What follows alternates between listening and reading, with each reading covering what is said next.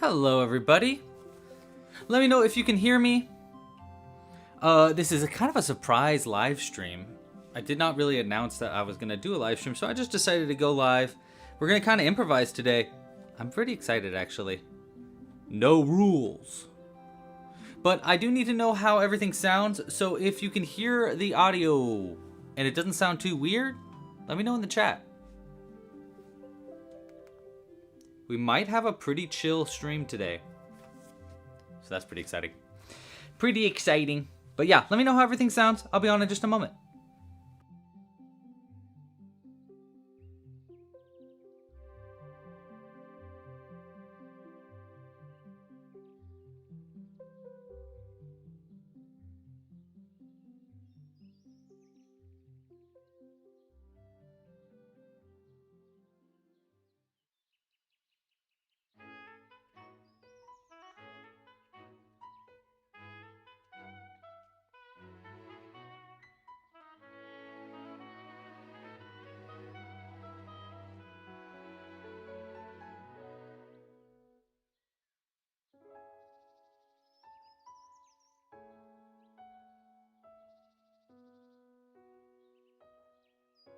Heyo, people are starting to join in. What's up, Coop? Zoe, hello, Zoe. Mohammed, hello. Fitzroy, how you doing? We got Kikash. Or Kakish? Kakish. I love the little goose icon. Very cute. We're gonna get going in just a moment. Yeah, I'm totally gonna improvise today. We're gonna be just figuring it out as we go. I'm actually pretty excited. I don't know what the heck we're gonna make. So chat, we are gonna need your help today. I'll definitely need some feedback and thoughts. I'm thinking of just like straight up drawing it from scratch and figuring it out live together. But we're gonna see in just a moment. Becky, hello from Kentucky. I was just in Kentucky the other week. First time in Kentucky. It was pretty cool. Hey Blair, hey Erica.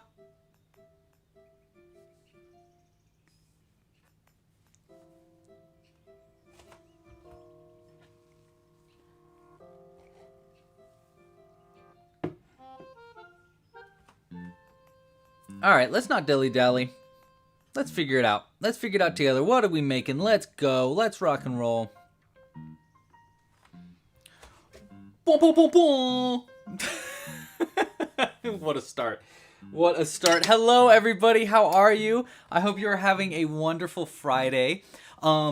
Surprise live stream here. What are we making today? I don't know. Let's find it out. Let's figure it out together. I thought, you know what? I was going to do a burb today, but then I was like, you know what? I kind of just want to improvise, like really improvise. I've been kind of so hyper focused on my big project that I can't still talk about. I'm sorry. But I have been so hyper focused on that I haven't given myself some time to just kind of like design and have some fun and just like fart around and crochet together. So I think it'd be fun to kind of improvise something together live. So here's what we got for us today. Let's move this little sunflower. He's just our kind of stand-in for the camera. So I got my crochet hook, I got my scissors, I got my needle, of course. We'll talk about all the materials we'll need in just a moment. Of course, let me know how everything sounds in the chat. Make sure that my audio is not crackling and stuff like that. Let me know how everything sounds.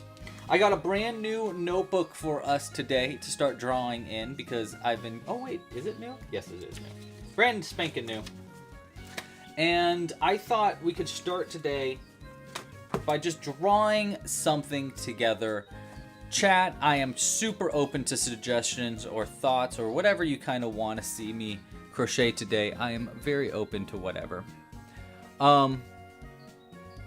Sounds good. Okay, sounds great. Great, Ivan. So let's hope we don't mess this up too bad. I guess maybe it'd be smart to draw out some stuff ahead of time, or should we talk about all the ways you can support this channel and stuff and then we can get going? What do you think?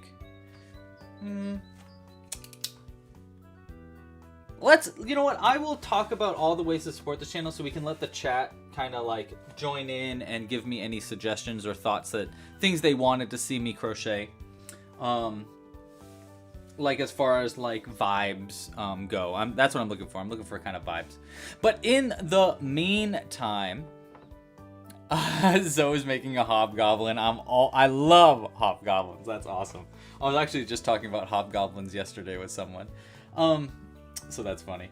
Okay, so if you like what's going on here and you want to crochet along with me, here's what you're gonna need. Now, first off, the pattern, I don't know what we're making. So the pattern is gonna be improvised. I probably will try to explain some parts of the pattern live. I don't know if I'm gonna go into detail yet. You know, this is all kind of like an experiment. So we don't know really what the pattern is going to be.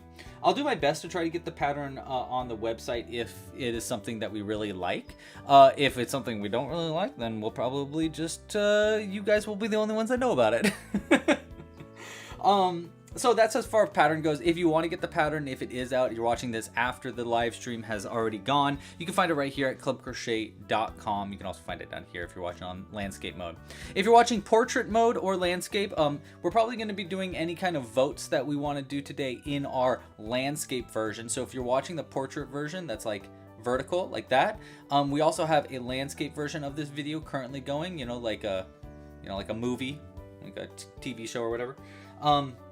So look for the link at the top of the chat to switch over to that one, especially if you want to vote on like different kinds of things that we're going to vote on today. Outside of pattern stuff, you're going to want some materials. Now we're going to be using all worsted weight yarn and 100% cotton, most likely. Again, we don't know what we're making, but we're most likely going to be using this kind of yarn. It's my favorite kind of yarn to use because it's our brand of yarn. And it's really great. So if you want to get this yarn, we have it available in our shop. Outside of the yarn, we're going to obviously need certain kinds of colors. I don't know what kind of colors we're going to need, but we will need colors, most definitely.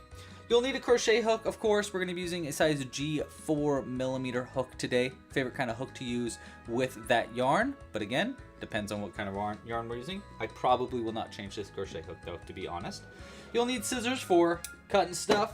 You'll need darning needle for sewing in hard-to-reach stitches. I like using this crimped end. We actually have these available in the shop as well. And you'll need some stuffing, some safety eyes, things like that. Again, I don't know really what we're going to need specifically, but those are the general things that I usually need. Okay, outside of that, other ways ways you can support this channel. If you like what's going on here, you think it's cool, you're like, wow, improvised crochet along, that's weird, that's cool, I would like him to continue doing that. Well, there's a few ways you can support this channel. This channel is completely supported by its community, so thank you so much to everybody that has supported in the past and that will support in the future. You guys literally are the reason why this channel and these crochet alongs exist. So thank you so much for being here. If you want to support, there's a few ways you could do so. Easiest way, like this video down below. If you haven't already liked this video, what are you even up to? Give this video a like, subscribe to the channel if you haven't already subscribed, hit the little bell icon so you don't miss when we come out with new videos in the future. We do live streams like this usually every week. Other ways you can support this channel, if you want to support monetarily, well, oh my gosh, thank you so much.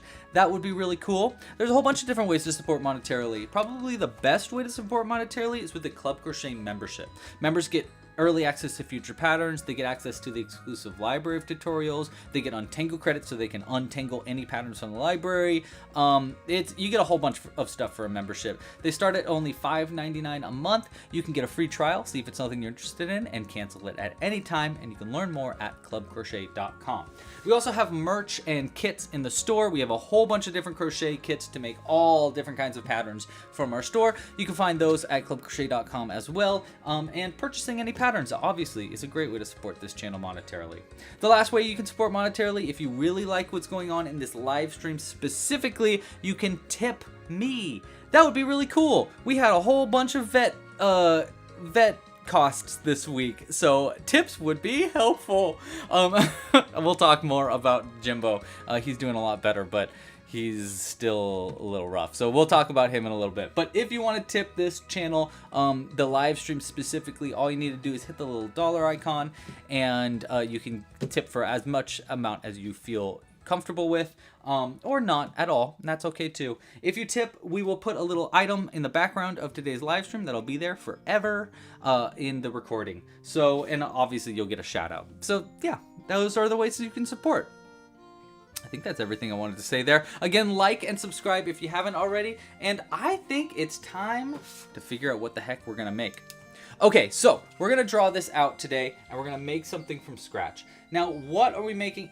Honestly, I really don't know. I'm thinking, one thing that I'm thinking I really want to mess around with is my system that I use to make my pine cones. I really like this, and I think we've underutilized this little trick and technique that I figured out the other, well, I guess this was like a year ago now. So I think it'd be fun to reutilize this kind of like hedgehoggy, dragony, spiky kind of thing. It's kind of got like a little dragon egg vibe to it. So the thoughts that I was thinking aren't those the craziest, are kind of twofold. One, I was thinking it might be really fun to do a hedgehog. The other thing I was thinking is it might be fun to do some kind of weird, like, little dragon thing with, like, little scales. Like a cute little, like a little monster, kind of. So those are the kind of things I was thinking. But also, I'm kind of up to make anything at all. So, chat, whatever you're thinking would be cool. Now, let's draw. If I did do... Let's just draw some stuff out. Let's just start drawing, like, little monsters to start with. I usually like to start with like just a general shape. Here, let me see. You can see what I'm doing here, right? Yeah. So let's just imagine like we have just some kind of like little like eggish shaped being. You know, and we make it somewhat easy there. I don't know what we would do with arms and legs. Maybe we'd even do like little, you know, maybe we'd do little feet, like little dragon feet kind of. Again, this is not the final thing. We're just kind of spitballing right now. But I'm kind of thinking it might be fun to do, I don't know, something with like a fun little face right here. I'm always like drawn back to my old designs for Woggles. But maybe, I don't know, maybe something with a nose. We don't really do a lot of noses. Or a horn? No, maybe that's a little much. Let's do eyes. Let's just start with eyes. I like to put the face a little low. So let's do something like that for eyes, just to kind of see what's going on there. I love the spiky idea, so maybe we kind of just draw the spikes on now, because we know we're going to want to do something there. You know, start somewhere. Maybe we could do some kind of like little antlers or wings on it. I don't know. Chat is quiet today. That's okay. That just means it's up to me. Let's see. Nose-wise, or I'm either thinking like no nose, or a nose. Maybe we do a little lip with a little tooth. You know, we get a little monster-y in here, and then have it be all kind of spiky with all those little fun spikes. This is not fur. These are the spiky bits. The other thing I was thinking, hedgehog might be kind of fun. So this part would be like kind of skin toned, and then maybe we do like some kind of antlers or horns. Like that. Like kind of like maybe almost like a little forest sprite could be fun. Yeah, just a little guy. Exactly. Cooper's got it. Just a little guy. I don't know. That's kind of where I'm thinking. Add a cat mouth. Ooh, a cat mouth would be kind of fun. Absolute little guy vibes is what Zoe's saying. Okay, let's draw some other little ideas here. Maybe we, instead of making it really like egg shaped, maybe we go more like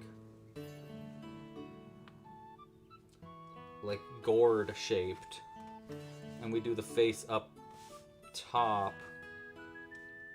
and we do maybe we do little wings. I don't know if I'm vibing with this one as much already. It's kind of funny how I draw two things and I'm always like, I don't know. Little arms. Those would be arms. I'm drawing a little line there so I can see those would be like sewn on. And then little claws. And then maybe... I don't know why, I'm just like... I'm drawn to a baby, like, kind of like dragon vibes. And then... Someone said a cat mouth, which is kind of cute. And then spikes all down it. And then for the feet, maybe like... Just like simple... Is that too simple? Maybe this is just too simple. But, you know, then it kind of gives more room for all the little spikes that we're making. To kind of like... That, like, that's the spot that... I don't know. I don't know. What do you guys think?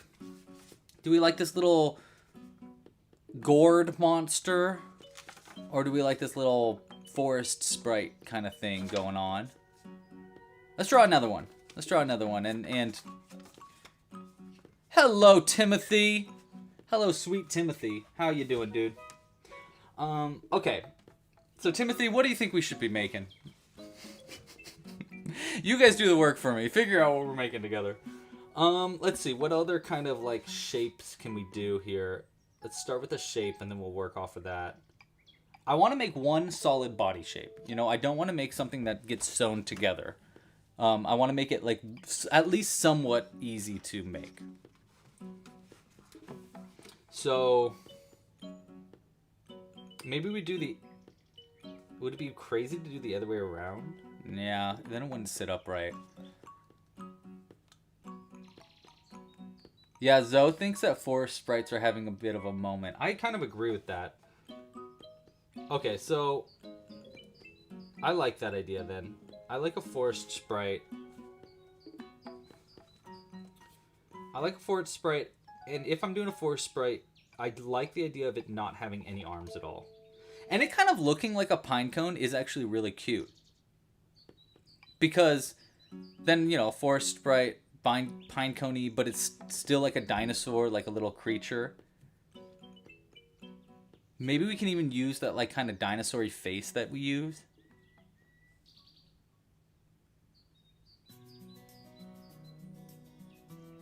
Ooh, Christina has some questions. I don't know if I'm going to be able to help you in this live stream without seeing, like, visuals of what you're talking about.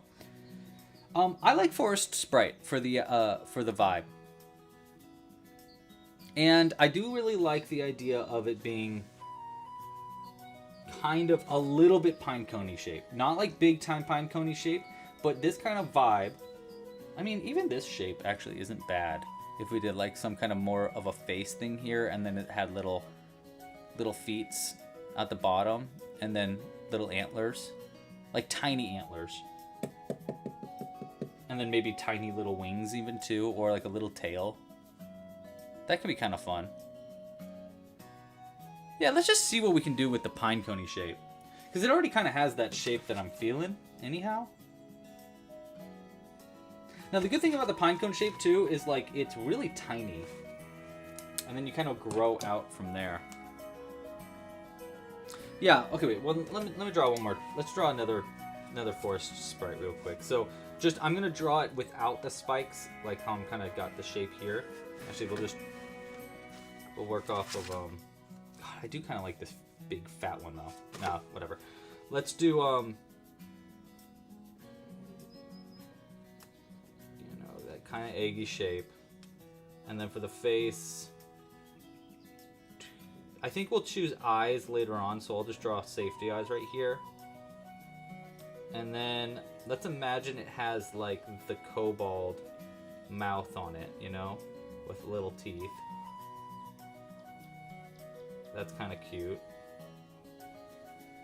And then this would be like the spot for the face.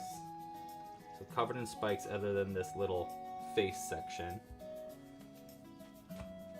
You know, it's kind of like a kobold mixed with a pine cone is what I'm starting to feel. And then for the feet, we can even use, like... You know what, maybe we could use the feet from the dragon? Because then it'll have, like, little spiky little feet down there, which would need to be sewn on. But that's okay, we can sew some pieces on, you know? And then, I really, really like the idea of antlers. I don't know why. When I think forest sprites, I think antlers. So something like... Yeah, the more I draw that same kind of shape that we drew the first one, the more I'm kind of feeling the vibe is starting to come together. I think it's a little bit maybe tall right now, because I don't really want it to have any arms. I don't know if we want to have wings.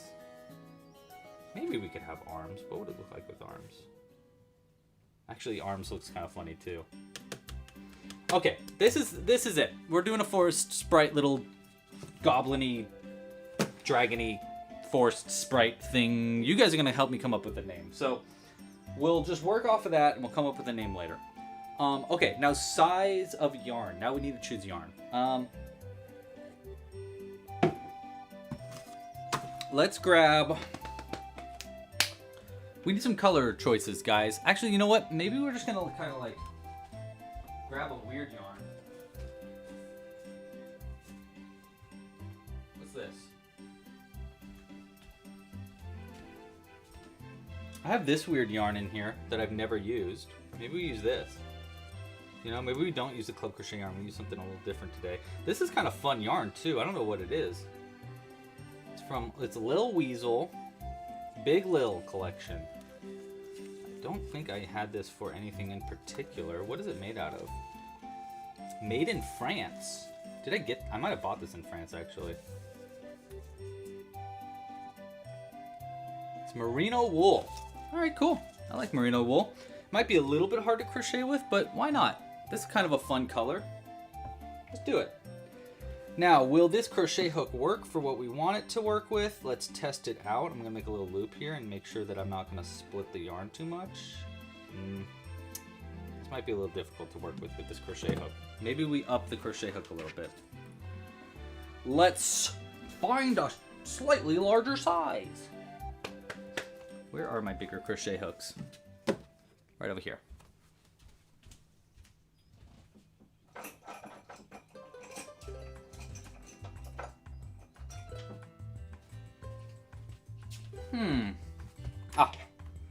Is this too big for this crochet hook?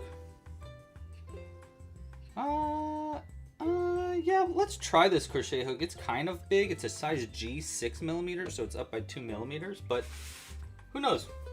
Maybe it won't be as small as we're kind of expecting. Yeah, we're making a little animal, and we're gonna need, we'll definitely need like names and stuff for it. Okay, so I'm gonna start with, I think I'm gonna start with the pine cone as like the body shape.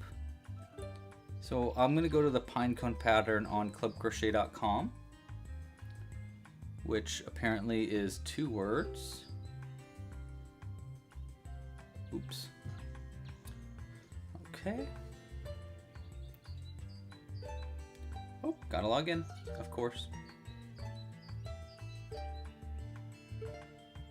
How's your guys' week been?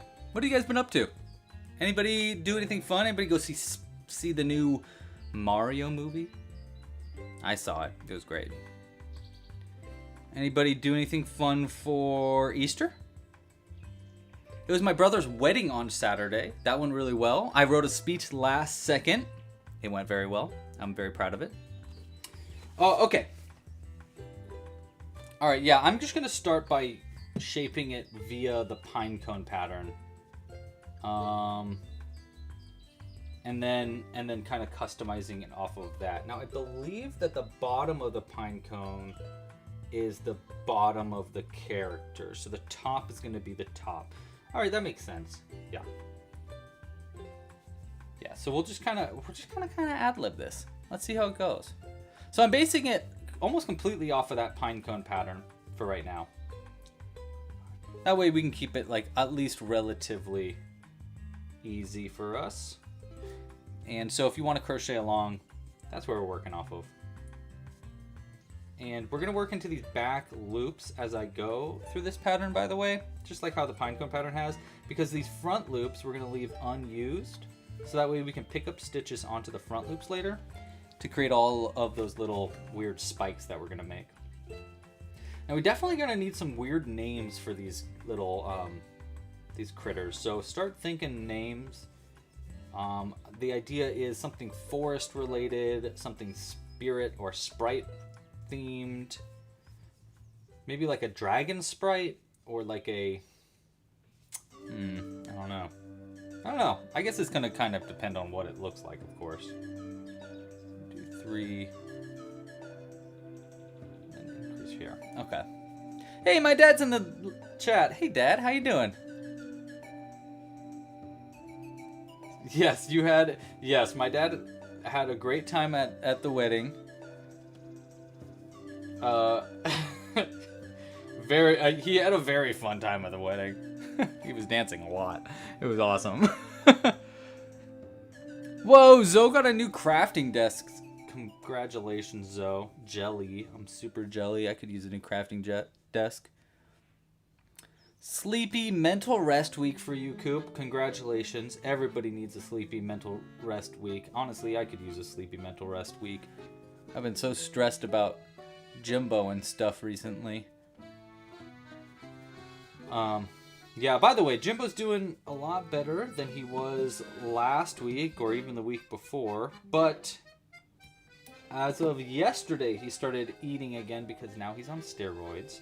He's got some kind of gastrointestinal problem that we can't figure out what it is right now. He's going to need a biopsy to find out what's wrong.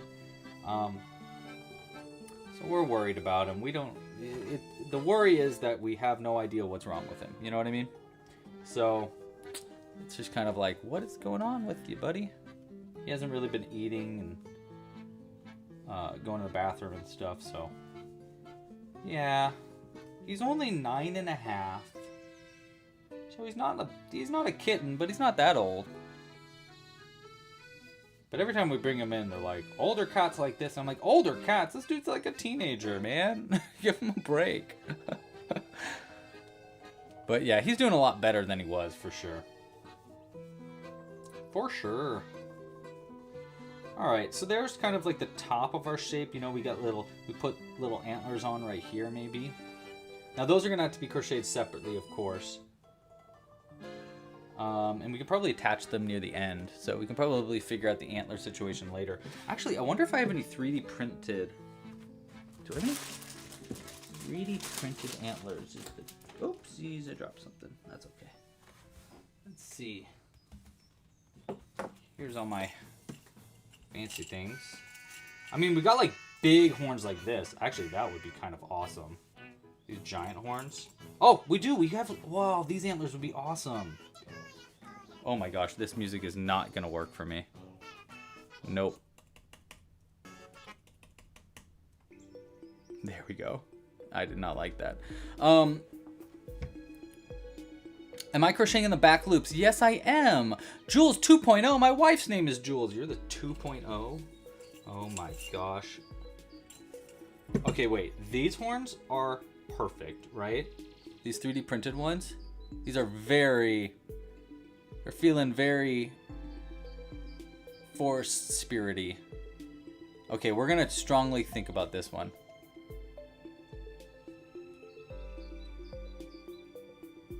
Oh, interesting. That's an interesting question, Nicole. By the way, hi, Nicole. How are you? Nicole asks in the chat... Wait, hold on. Let me count real quick. 2, 3, 4. Okay, cool. Nicole asks in the chat... Is there an app that you can use that will recolor a finished crochet plushie without you having to make it again? So do you mean like a photo app, Nicole? Like so that you can take a picture of something and then recolor it? There's I don't know if there's a phone app. I mean, I'm sure there is a phone app that you can do like hue saturation stuff with. I mean, I know you can definitely do that with like Photoshop and stuff. Or do you mean like, is there a... Oh shoot, I wanted to record the process for this, but whatever, we're recording it via live stream. Yeah, I'm not really sure. Yeah, what Zoe said is actually what I was also thinking. I bet you AI could do that. I don't know if you really want to upload it into an AI app, but I bet you AI could do that. 3, 4. If you wanted to ask Like, what's the Google one? I heard the Google one's really good. Banana something, or I can't remember what it's called. ChatGPT is not. I wouldn't use ChatGPT for it. Honestly, the photo stuff with ChatGPT is just trash, in my opinion. Also, I just feel weird about ChatGPT in general. Yeah, I would probably guess that your best bet is either like a photo editing app or or bringing it into a computer and using Photoshop. Photoshop will definitely work, like no doubt. Okay, so they're starting to get the general shape of our guy. I think we're getting close to where we want to start making our face. Yeah.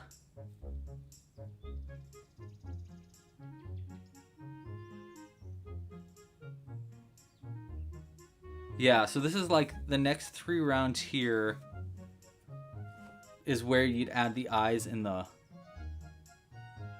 regular pattern. We're gonna do round 7 for that though, actually. So that's 1, 2, 3, 4, 5. We're on round 6. So I'm just gonna do one more round of just single crochets into the back loops here. So far it's exactly the same as the pinecone pattern, by the way, if you're trying to replicate what I'm crocheting. Just to say it out loud, we're working all into the back loops only. And round 1 was 6 single crochets. Round 2 was increasing in each to 12 single crochets. Round 3 was single crochet 3 and then increase once 3 times to 15 single crochets around. Again, working all into the back loops. Round 4 was 4 single crochets and then 1 increase 3 times around to 18 stitches total. Round 5 was 5 single crochets and then an increase around to 3 times total for 21 stitches. And now we just finished up round 6, and round 6 was just a single crochet into each stitch, working in those back loops. Okay, so now we're gonna switch over. We want to do something with the face. So I definitely want to do a different color. What color would complement this well that also kind of gives this vibe? Do you guys think? What color complements this teal? Maybe we can find like a color app to do this.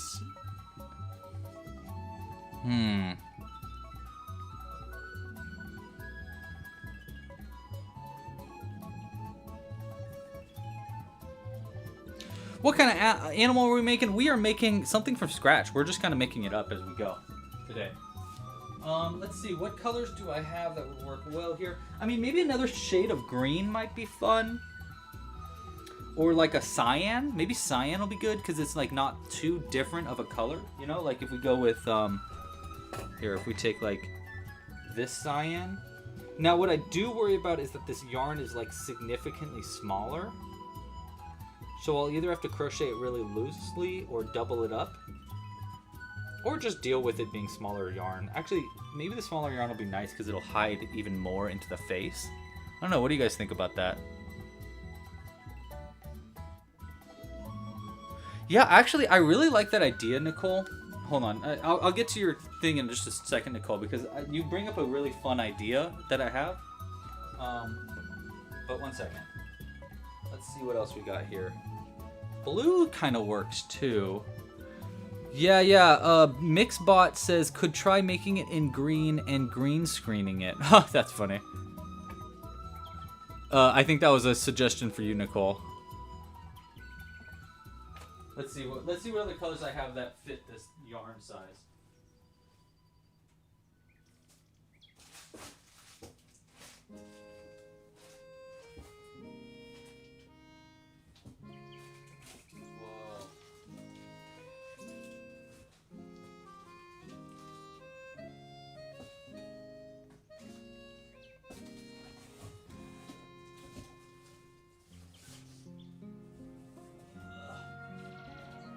We have this green. Is this too close of it? Yeah, I don't think this one's gonna work, right? Actually, it might be fun to use this as the main color. So it looks like a bush.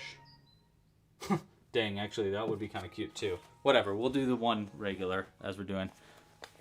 I think we should try cyan. Because that way, you know, we have it there. Worst case scenario, we remake this and that's fine too.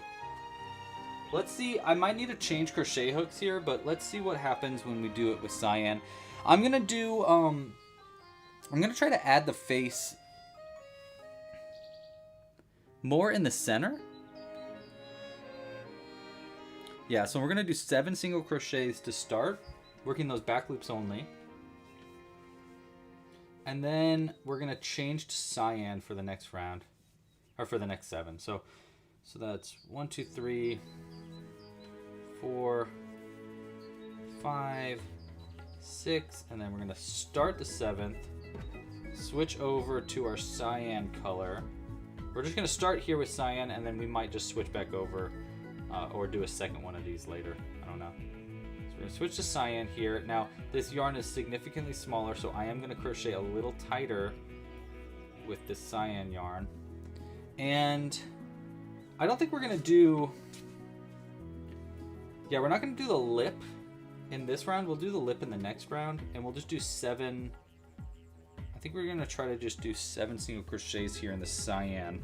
Let me see, actually, do we have a, maybe I should switch to the smaller crochet hook also, actually, just to make things easier for us. So we're gonna switch that smaller hook so that these stitches will be significantly smaller than the other ones, and it will bring the face in pretty drastically, but I think it'll look kind of good. Now, how many stitches do we need for the kobold's mouth? Let's find out. Switching to the kobold pattern. I think it is 7 stitches though. Let's see. Yeah, okay, so around, yeah, it is 7 stitches. Oh no, it's slip stitch 1, it's 9 stitches. So it's slip stitch 1, single crochet 3, spiked bobble 1, single 3, slip stitch 1. Okay. So this would be a slip stitch. So we'll do 9 stitches in this. So 1, 2, 3, 4, 5, 6, 7, 8, and 9 will be here. I'm gonna cut the teal instead of letting it float in the back, just to make it a little bit cleaner there. And then we're gonna switch back over to this teal. Maybe I could have just crocheted the whole thing in this hook instead. Oh well. Oh well. We've made our bed on this one. We just might end up redoing this for a second one of these. Who knows? We'll find out together.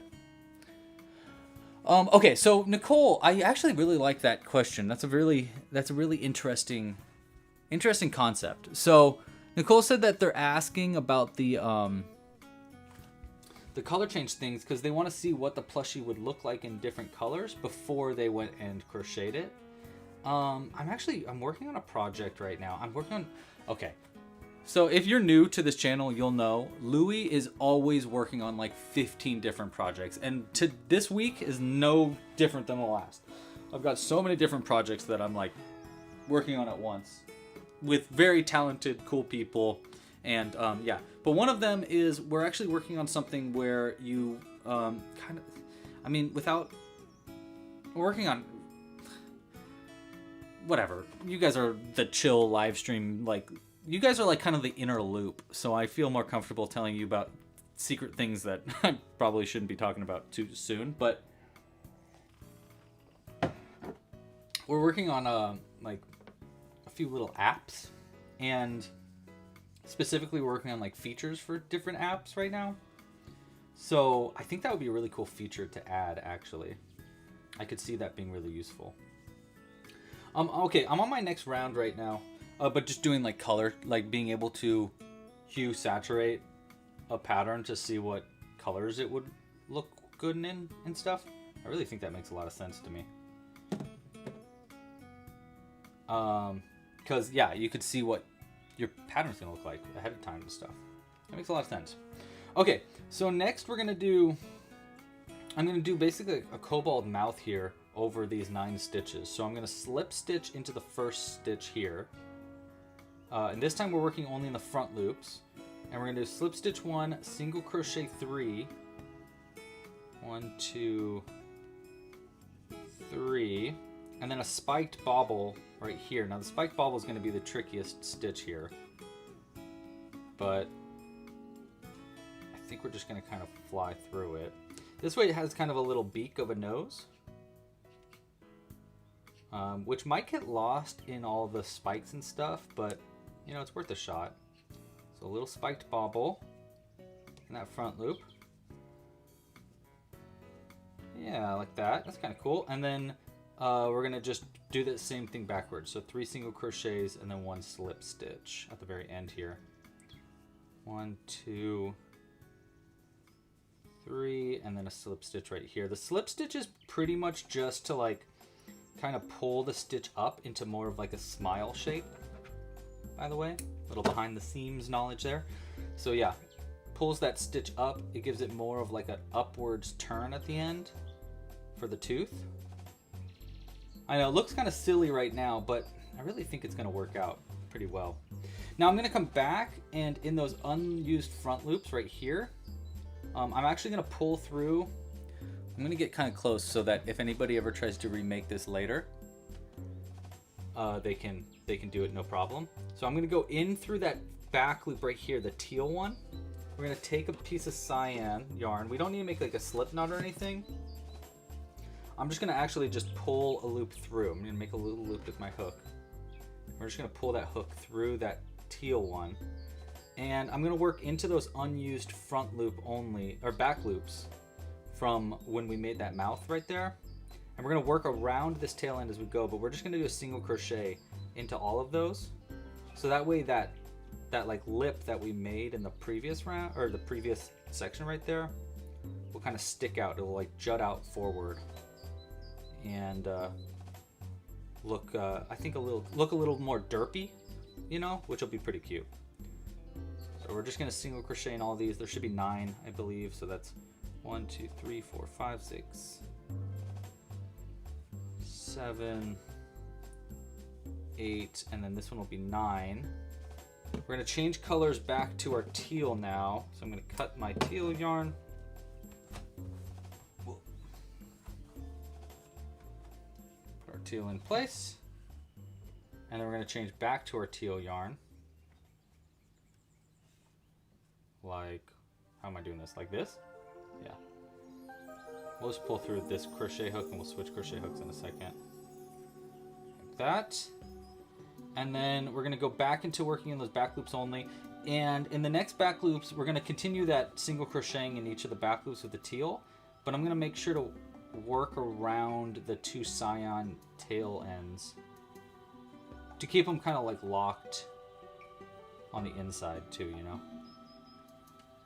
There we go. We'll just do one real quick, and then we can kind of cut these a little shorter, like that, and change back to our bigger crochet hook here. Yeah. Oh, I just hurt my elbow. I don't know what on, but it just hurt. Siri asks, what are we crocheting? Oh my god, I love that Nicole is just changing to back and forth to the other, to the landscape and portrait mode. That's awesome, dude. I love that.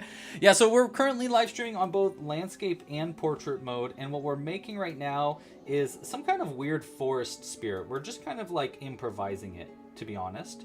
So I don't fully know what we're making, is the truth of the matter.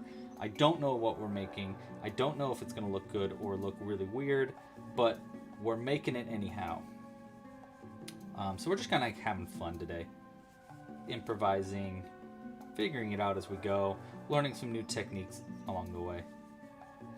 Okay, so I'm just about to finish this round, and then we're going to switch back over to the pine cone pattern, I think.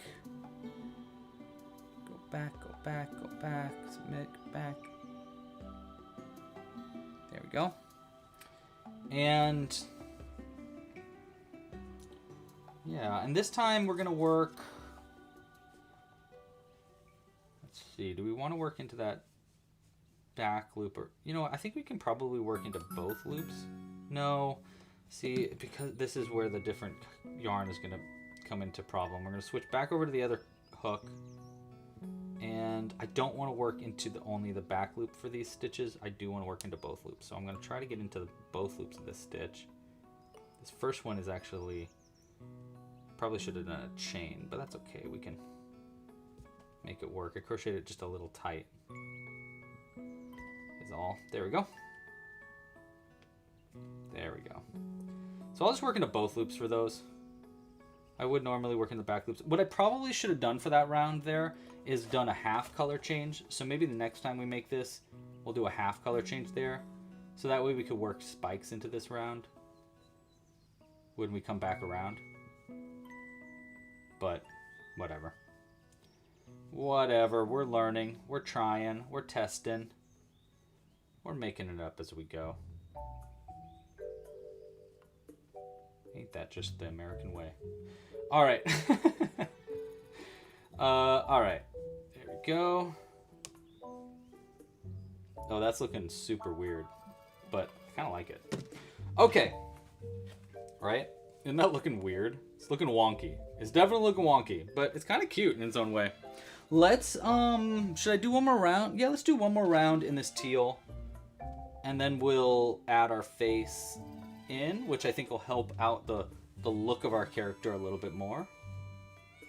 I'm definitely wary about what the spikes are going to look like, because it will change the look of this whole thing pretty drastically, you know? It's going to, like, pretty much completely shift its look once we add the spikes. A little cloak. Interesting. I agree. This is getting a little funny, but it's kind of fun, you know? How do I select music? Only asking because there's been multiple Nintendo songs and I don't want the video to be pulled. Oh, great question. Yes, I honestly do look up Nintendo music. Usually what I do is I'll search summer Nintendo songs or spring Nintendo songs, something like that. And it's very rare that we get a cease and desist or anything. We won't even get a cease and desist. They'll just pull the videos advertising, and that's fine. The way that I designed this channel was and the reason why I always say, like, community is the support of this entire channel is because that way I don't need to rely on advertising. So I can do things like this and be okay if they go ahead and give this video a strike, which will just mean that I won't get any ad revenue from this video. That's totally fine because our entire business model is not around advertising revenue. We make a very, very, very small amount of money from advertising. Just because I built it that way because I just can't trust. I honestly can't trust I can't trust YouTube in that way because you never know. You never know. You just never know what you never know. Now we're gonna use, let's see, we got 1, 2, 3, 4, 5, and then a decrease. Yeah. So this round we're doing 5 single crochets and then a decrease. The decrease we're gonna use for this pattern, I think we're gonna use, actually we can use a sharp decrease. Yeah, we're gonna use a sharp decrease, which is basically like slip stitching 2 together, and it will decrease it very abruptly, so it'll be like in the very bottom. So that's what we're gonna kind of do for this pattern. So 5 single crochets and then and then a sharp decrease. 2.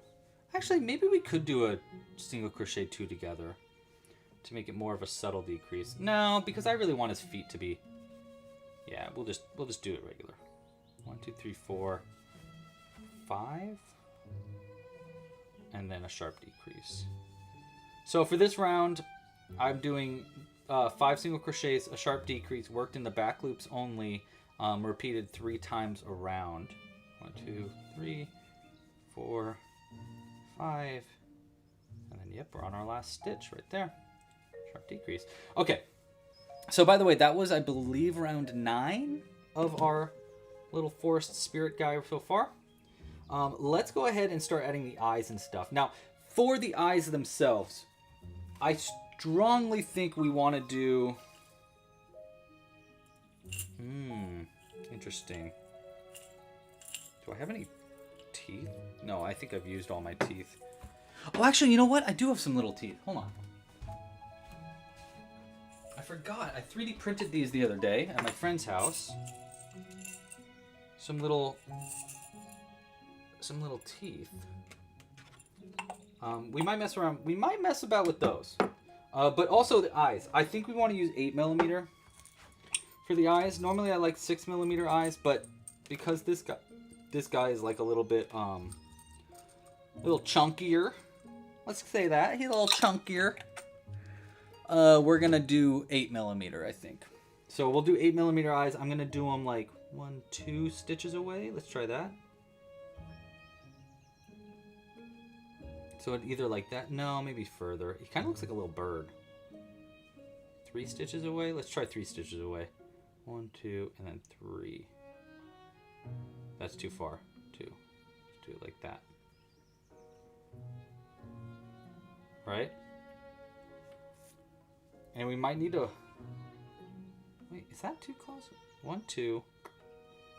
Nose bit.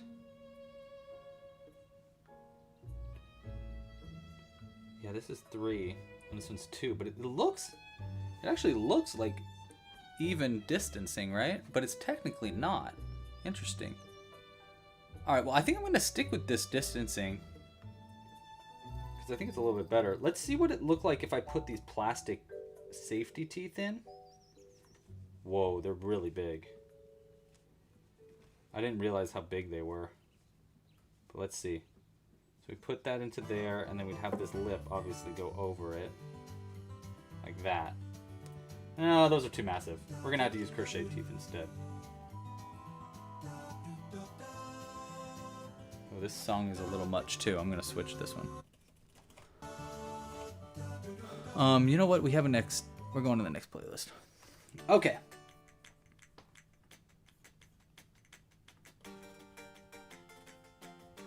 Yeah, let's use... we're going to crochet the teeth instead then. We're going to be using white yarn for that, which... For some reason, I don't have any white yarn near me. Why not?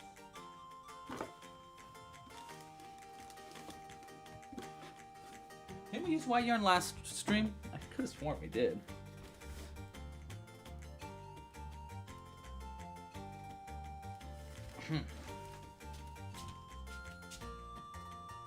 Whatever.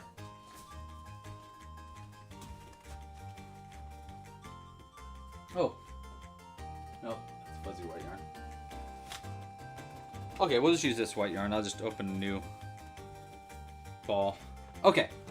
So for the teeth, I think we do want to make the teeth just a little bit bigger than normal. And the only reason I say that is because we do want it to be coming over that lip. You know? So let's go with like a... He does have a bit of a beak. Yeah, you're right. So we're going to do chain 2, 3. Yeah, we'll chain... Let's try just chaining 3, pulling tight, skipping 2 chains, and working a... Let's try working a half double crochet into the 3rd chain from the hook. Let's see how that looks. Would that be too fat? Might be a pretty fat one. And then we'll chain 1, cut the yarn, and pull it through. And we're going to use these 2 tail ends here to attach it into the mouth under the lip. I think that's good because it's not like too big. And once it's under that lip, it'll kind of like just barely poke out, which is what we want. So I'm going to take these eyes out real quick. We're going to come back to the eyes.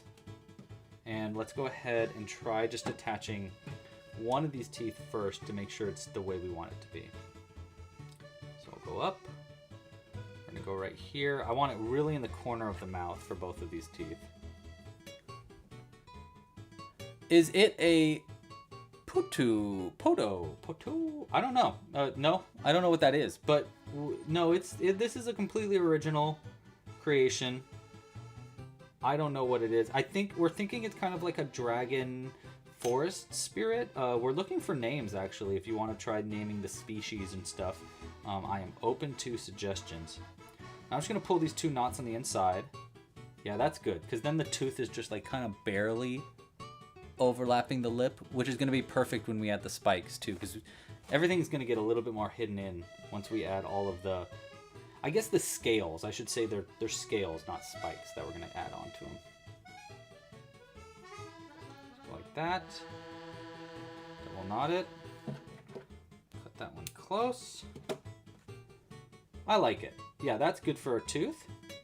We're definitely going to need to tighten the lips just a little bit more. I keep losing that thread. There we go.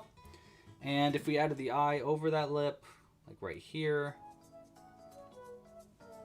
I like it. I like it. It's going to be really hidden under those whatever spikes we put over this. But it'll look really funny because he'll look like he's like a kid that needs a haircut, you know?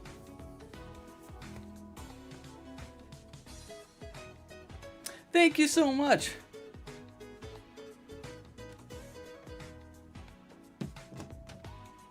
Hey, if you haven't yet, go ahead and like this video down below. Subscribe to the channel if you haven't already. And hit the little bell icon. We do videos like this every week. So if you want to join in, that's the easiest way to do so. Alright, so I'm making that tooth the same way. Chain 3, pull tight, half double crochet into the third chain from the hook, working into the back loop of the chain. And let's go ahead and add this tooth on the other side. So this one I'm going to go right here for one corner. Music, is this music loud? Feels like this one's a little louder of a soundtrack. Let me know if it's getting distractingly loud. He looks determined. He does look determined right now. I definitely want it to feel like a childlike vibe, you know?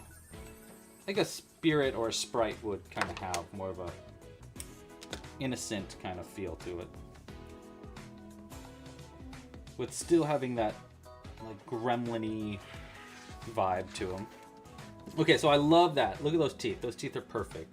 And we'll throw this eye in here. 1, 2, right here, I believe. So it'll be like that. Yeah. So there's our eyes and our mouth on there. He does kind of have a bit of a beak. I like it. I like that. I think that looks really good. Let's go ahead. I'm just going to go and lock those eyes in place now.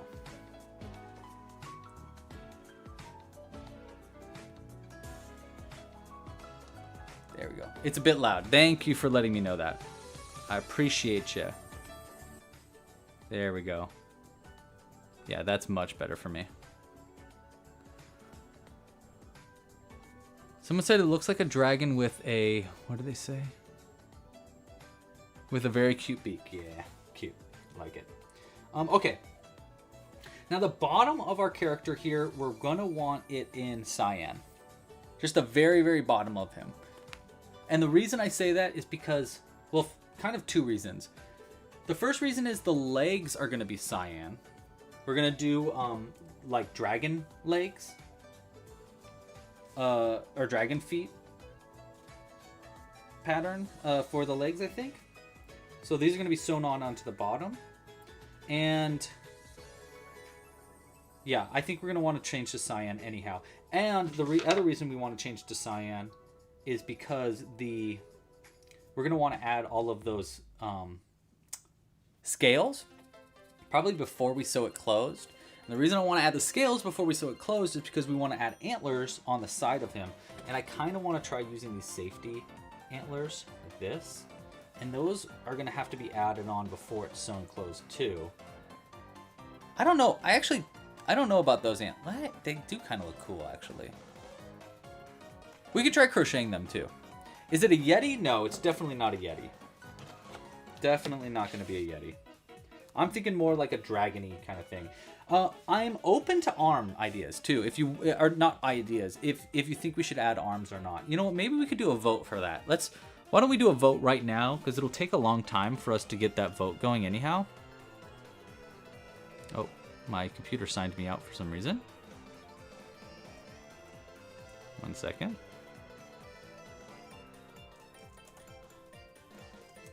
There we go.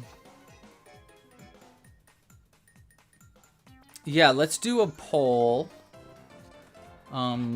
Do we add Lil arms? Yes or no? Easy as that. Yes or no, do we add little arms?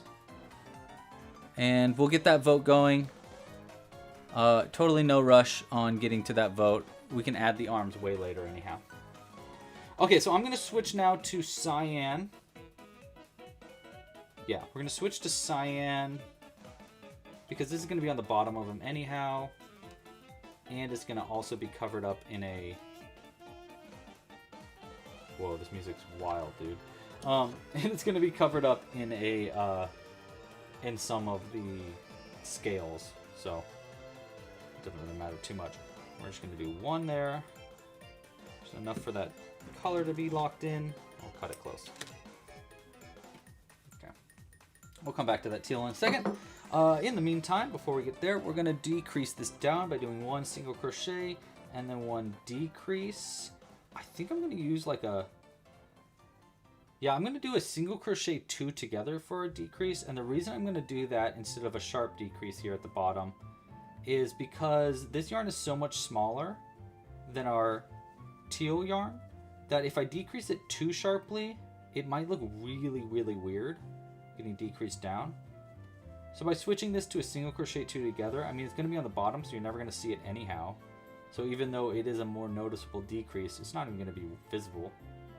But also, it'll decrease it more subtly, and I think will look more natural on the bottom of our piece. Now, I screwed up somewhere. 1, 2, 3, 4, 5, 6, 7, 8, 9, 10, 11. I have one extra stitch for some reason. I got an extra stitch, and I don't know where. Oh.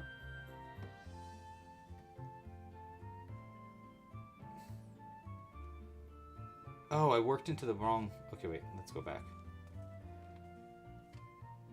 Did I? No, that was the right stitch. I don't know. We ended up with an extra stitch somewhere, but I don't know how I did that. So we're just going to decrease an extra time. Right? Yeah, 1, 2, 3, 4, 5, 6, 7, 8, 9, 10... 11. See, so this should be the last stitch, but it's not, so we're going to decrease one extra time. This, and we're going to pretend that I did it right, and I don't know where I messed up, but that's okay. Okay, so that's going to be the bottom, and you see it's going to really be flat, right on the bottom, right there.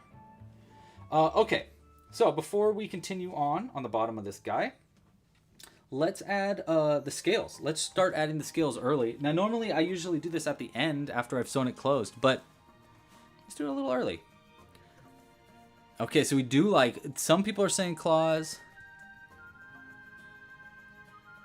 A mix between a bird and a wyvern. Yeah, that's what I'm kind of thinking. Like it's a bird wyvern spirit. Like a, what's a good combo name? You know, like something that connects the two words of like wyvern and spirit, or bird, or avian, or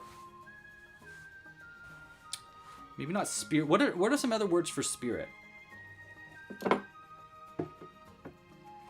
Like a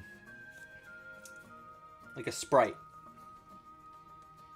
Wyvern and sprite. A 7-Up. No, I'm just kidding. Okay, so we're going to go and I'm going to pull a loop through the top of this guy, right here. Boom. And this is going to be how we add the scales. We're going to take a loop here. If we can, there we go.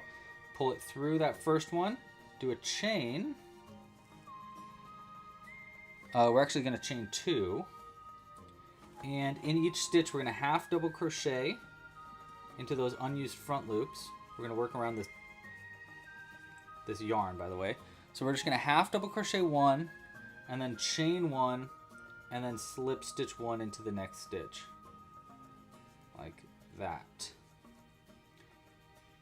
Yeah, I think that's it. And then we're just going to do that all the way to the end. So we chain 2, 1, 2, we half double crochet into the next stitch, like that. And then we'll chain 1, And we'll slip stitch one into the next stitch after that. Huh? Kind of looks cute at the top already. And then it's just going to go all the way down, and it's going to look, it'll look kind of like this. Like this kind of pattern will be all the way down its body. Which will obviously make it look way, like, more full, but it'll also look more like scales. Almost like he's almost like a dragon egg. Like an eggling or I don't know. I feel like there's the perfect name in here somewhere. Whoa, what's an apparition? Oh, an apparition like a spirit. Okay, I see what you mean. Wyvern, an apparition. A wyvite. Okay, hey, we're getting somewhere there. A bivern. Okay, alright. What about something like nibbly, like our bitey? Because it does look like it's something that if you weren't paying attention and you accidentally kicked it in the woods, it would definitely bite your foot. You know?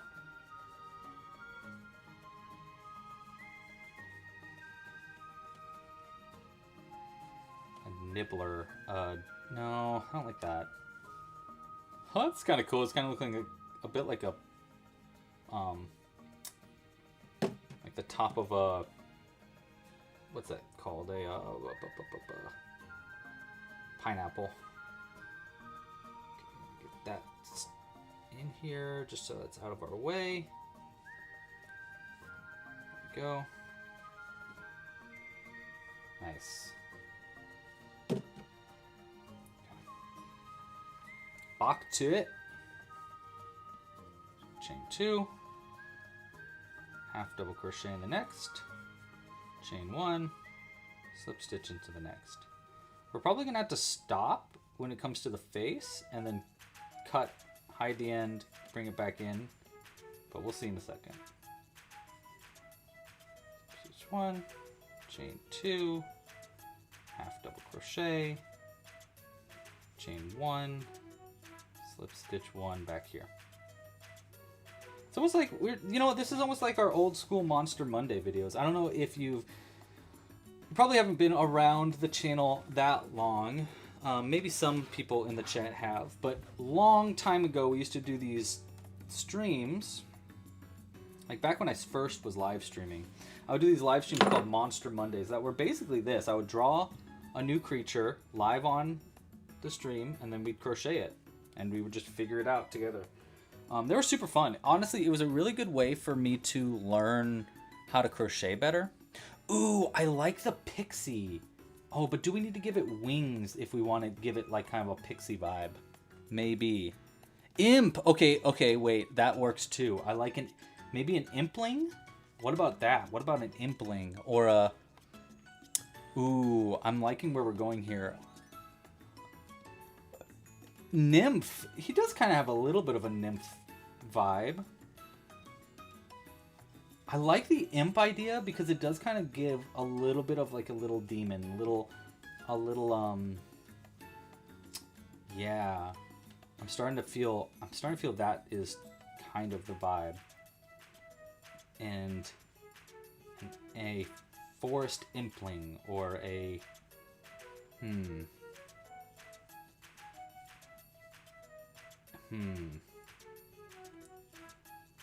I'm having fun. I'm having fun brainstorming with you guys. This is cool. As we make our scales, he's having this fun hairdo right now. Looking pretty good, actually. I gotta say that's totally a look, and you can see how much the face is gonna get hidden in these scales, which might sound funny, but I actually think it's gonna look really good. I think it's gonna look good. A niblet. Spritling. A nymph?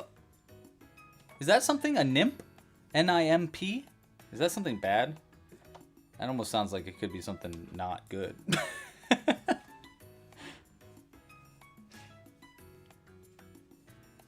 And we don't want to name it something that's already got that name pretty much too.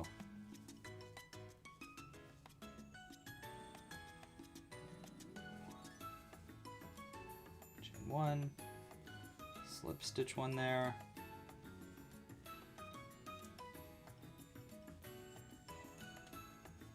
Chain 1, It's fun to do this in this bigger yarn too.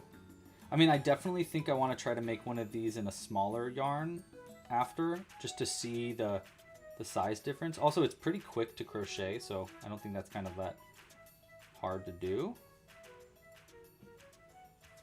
Oh my gosh, the more the hair comes together, the more I'm enjoying it at the top of the head like that. It's really cute.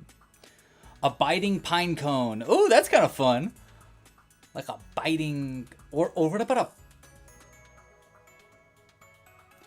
I wanted to put together pine cone and imp, and my first thought was a pimp. A modeling. What's a modeling? A modeling. Interesting. A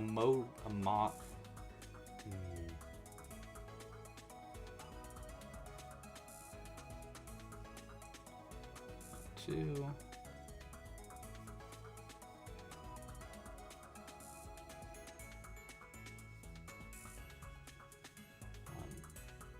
2.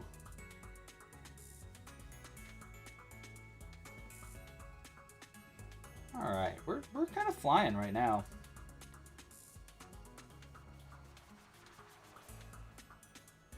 I'm curious of how the feet are gonna work. I might end up doing. I mean, part of me, like, I want to sew on the legs, but also part of me is thinking that it's going to be on the bottom anyhow. You're never going to see them. Might be even easier to just do 2 little, like, bobble stitches there. Oh, shoot. Should we have added a tail? Maybe. We can always do that last second, too. I'm thinking, like, oh, actually, maybe we could do, like, an Uno, the Fluffalo tail kind of thing. That would be pretty cute. An impine cone. An impine cone. It doesn't really flow off. I like the idea, but it doesn't really flow off the tongue very well. An impine, an imp cone. Oh, a mossling. Okay, now a mossling. That I'm kind of liking. A mossling. It does kind of have a mossy kind of shape and look to it, especially if we did different colors. Mossling. The only thing is, a mossling kind of feels like a nice, like a... For some reason, I don't think a mossling would bite you. Whereas I know this little dude would definitely bite you.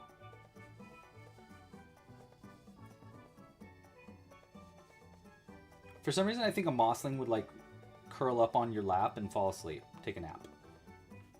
Which maybe this little guy would do that. I don't know. I need to turn on our fan. One moment. Let me...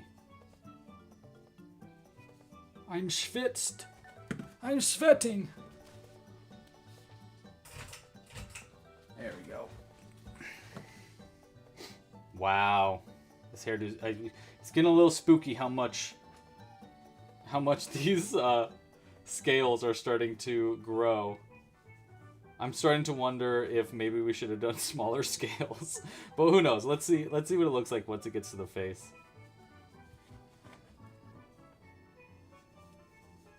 This is fun though. I need to do way more of these improvised crochet alongs. I think they're really fun. And we just make the weirdest... Every time I do one of these, we make the weirdest things. That's how we made Uno also. By the way, this is Uno, the Fluffalo, which we made on one of these streams. So this tail is kind of what I'm thinking. If we wanted to add a tail, it might be kind of fun to do something like this. But I don't know. We'll choose that later on. Oh! It does look like an artichoke. Actually, maybe there's something there. Ooh. It does kind of look like an artichoke, though.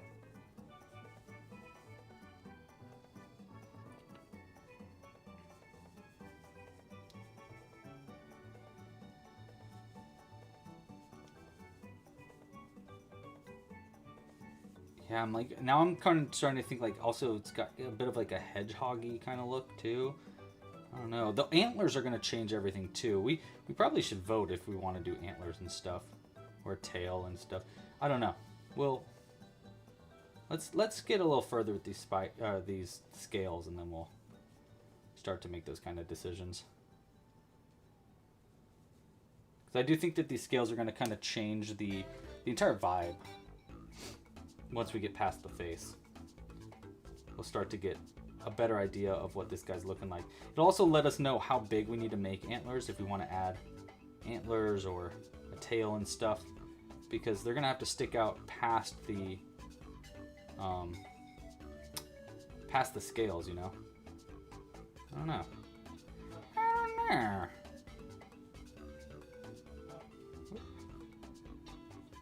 We're on there.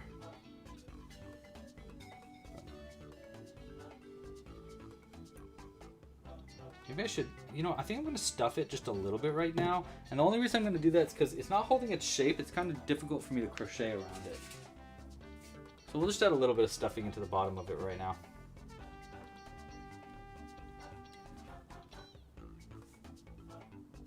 Yeah, Onyx, that's pretty much the deal. Yes, to all of that. Ooh, it does kind of have a succulent look too, Mixbot. Succulent? Ooh, I don't know about that. How do I deal with wrist pain, asks Nancy. Now, I haven't had wrist pain like that in quite a long time. But when I was a kid, I was just starting out about like 15 years ago. Well, I've been crocheting now for nearly 20 years, designing for nearly 20 years. But about 15 years ago, I was really into crocheting hats and beanies and stuff.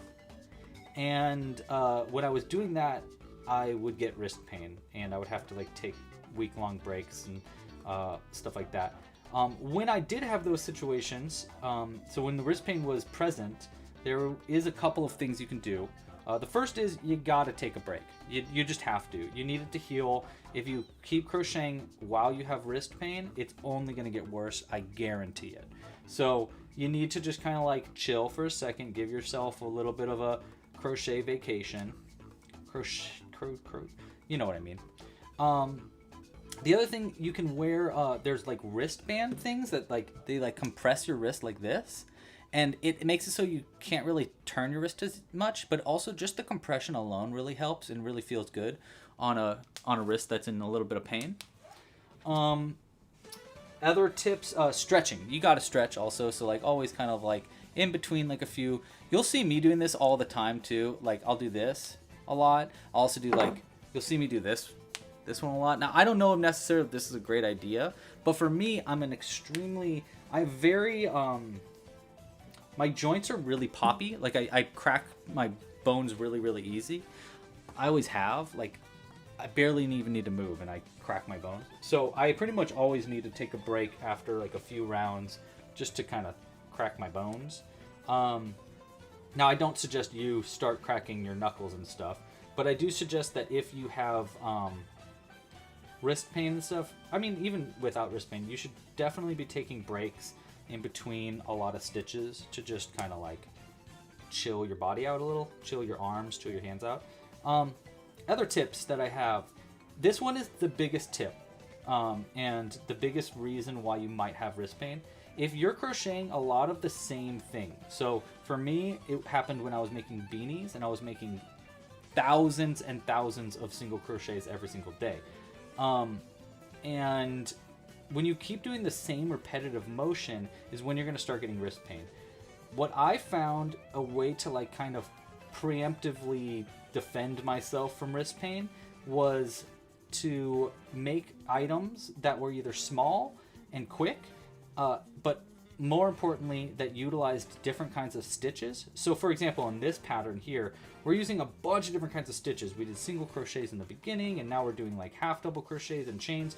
And the fact that we're doing different stitches every time means that those muscles and the joints that we're using in between stitches aren't going to be the same for every part of this pattern. So it's going to kind of give those joints and stuff a little bit of a break, a little bit less wear and tear, because you're not consistently doing the same exact motion over and over again. So that's one thing I think is, like, when you do get back to crocheting, you need to take a break. But when you do get back to crocheting, try making a lot of different items.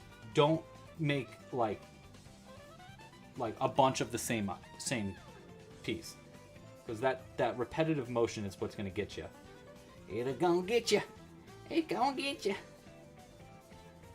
Yeah, I hope that helps. There's a whole lot of, videos and blogs and even books that are all about how to crochet or knit a little bit more consciously for your body.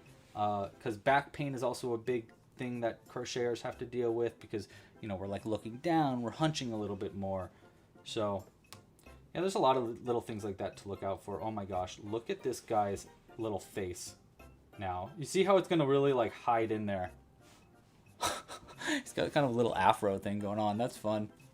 I wonder how much this is going to look, how different it's going to look once we get past the face too. It's going to be funny.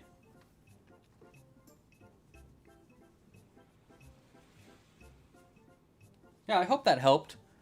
Let me know, Nancy, if that was very helpful or not. Nancy says that you've been crocheting for 4 years, you're a teen, and you've had pain 4 times. It usually lasts 3 to 7 days, and it's so annoying. Yeah, that's when I had it too. And honestly, it's because you're overusing it. You're just, that's it. Like, the reality, like, because you're young, it's not usually, like, you shouldn't really have that kind of wrist pain at that age. And the reason you're having it is because you're consistently doing the same thing over and over again, Yeah. Angel, I actually am not using cotton yet right now. Usually I do use worsted weight cotton, but right now we're actually using wool. This is a merino wool blend from France that I think I got like, honestly, I think I got this like, let's see, when did I go to France? A long time ago, like 15 years ago. Okay, we might have an issue here, which is that this stitch needs to end, but doesn't have a spot for it to end in. So we're going to go and I'm just going to slip stitch into this same stitch instead this time. And we're going to cut the yarn there, pull it out, and I'm going to hide this end on the inside, like maybe like right here. Yeah. And we're gonna come back. There we go. Nice. Yeah, actually I think that kind of worked pretty well. And we're just gonna pick up another loop right here and keep going.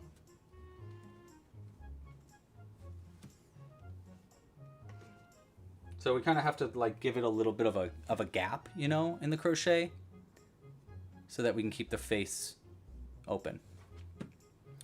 Oh, a dekimp, a drake and an imp, a dekimp, a drimp.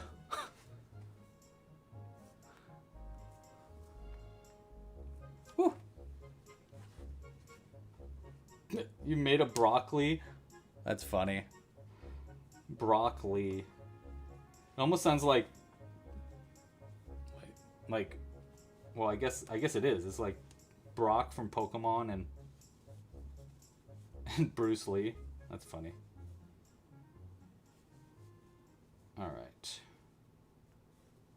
That, pull it tighter. I just want to make sure it doesn't mess with the face too much, but actually it's kind of looking cute. Yeah, I don't mind that.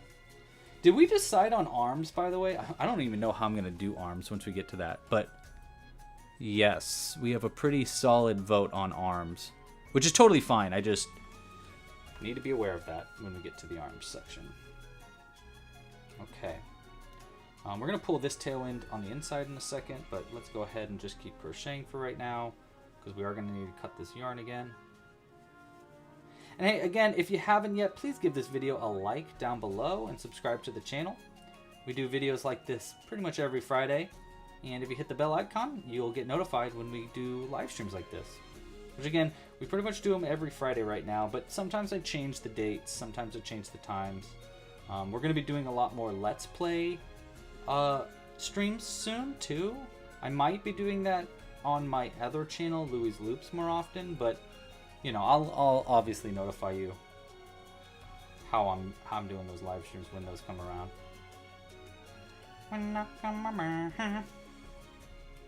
All right, let's see, half there. Yeah, we're gonna be in the same situation where we're gonna need to kind of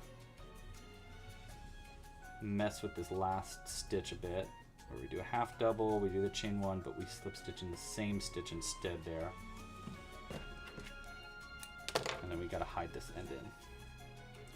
So same kind of thing as before, but this time we have this tail end to kind of knot it to also, which will a little bit, you know, save us from things coming unraveled. Do this. And then these two tail ends here. Yeah. Nice. Okay. So these two tail ends, I'm going to knot these two tail ends just so that those, the ends of both of these cut pieces won't ever come undone. Again, just in case. I really don't think anything bad's going to happen there, but better safe than sorry. Sorry. Better safe than sorry. There you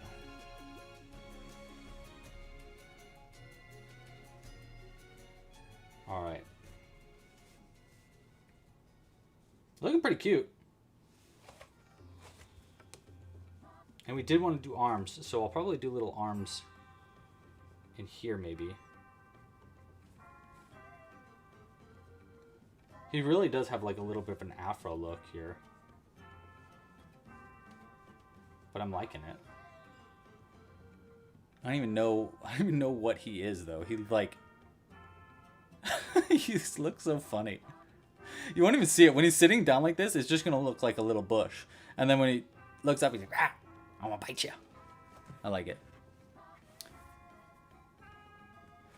A goblin or orc arm? Yeah, I don't know. Goblins don't have arms. I mean, they have bobble stitches, but not like sewn on arms. For this one, I think I'm going to do kind of like a little, almost like a T-Rex arm, like a little like claws, I think. Like, you know? Yeah, something like that. Nancy, how do I have so many subscribers? I've been doing this for 20 years. That's how we have so many subscribers. Been doing this for a long, long time. And yeah, we've just been consistent. It really is like it's about don't give up. Keep on keeping on kind of thing. All right, let's pull a new loop out from here.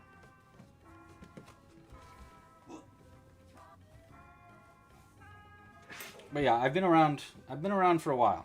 I think that's one of the reasons why we have a decent amount of people here. And thank you so much for everybody that is joining today. Super duper appreciate you. Because I'm having a great time. And it's thanks to you. Alright, so we're going to slip stitch this one down. And there's our... We only have a few more of these to go. We actually almost have all of our little spines. Not spines. What do I keep calling these? Scales. We almost have all our scales done. But I think we need antlers. So that way you can tell tell it's not a, you know, like an experienced hiker would see one of these in the woods and be like, that's not a bush, that's not a pine cone, that's an impkin, an impling, I don't know, what do we call these things? A nymph. I'm starting to feel like nymph because it's like a nibbling imp, or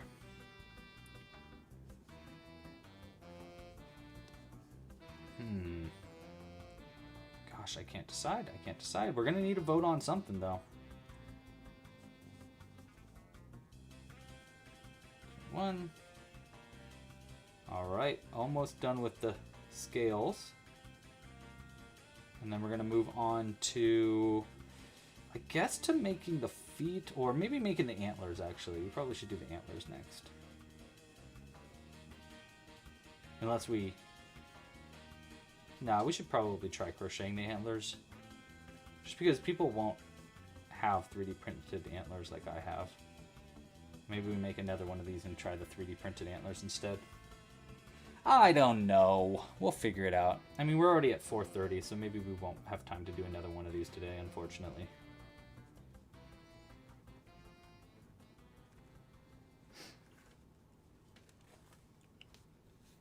Open chat, please.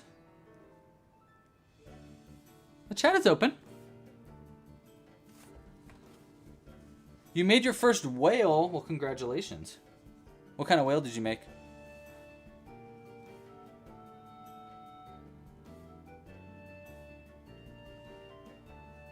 Did you make one of our, like the whale ones? Like from our channel? Because that's awesome. I love that. You know, there's a bunch of different ones too. We got narwhals and belugas and I think there's dolphins in there.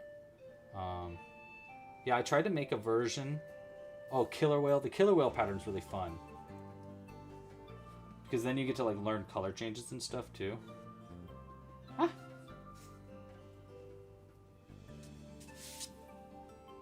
Alright. A white whale. You're Moby Dick. Wait, no, you're...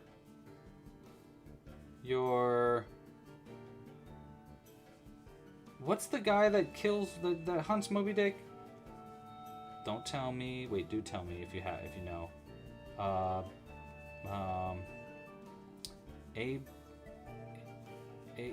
Abad? It's like on the tip of my tongue. I can't remember.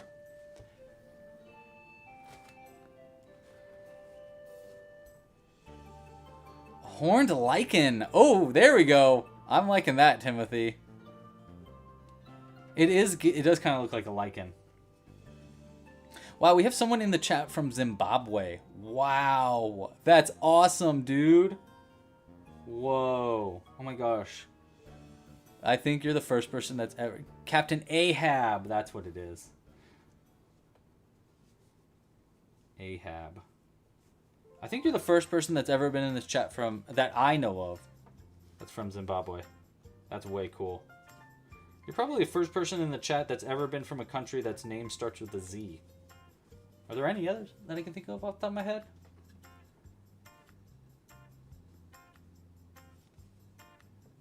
I can't think of any other country. That's really cool, though. What language is the language of Zimbabwe? What are we making, says Shoba. And where are we? We are in Southern California right now. And we are making an improvised monster right now. We're trying to actually come up with the name of it. Timothy just said a lichen. What did you say? A horned lichen, which I think is actually a pretty good one. We were also playing around with the idea of a nymph, because it's like a nimbling imp. Oh, Zambia. Nice. Yeah, that's definitely another country that starts with Z. Good catch. Yeah. Okay.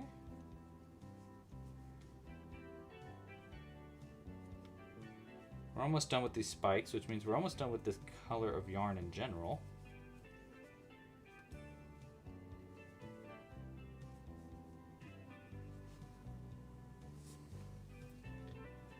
All right.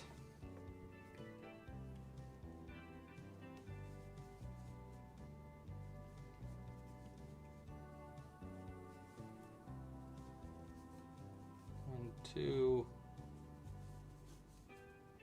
Boom.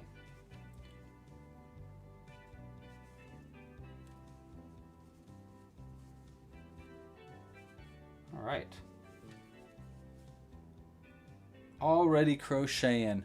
I'm glad. A cone cap. Okay.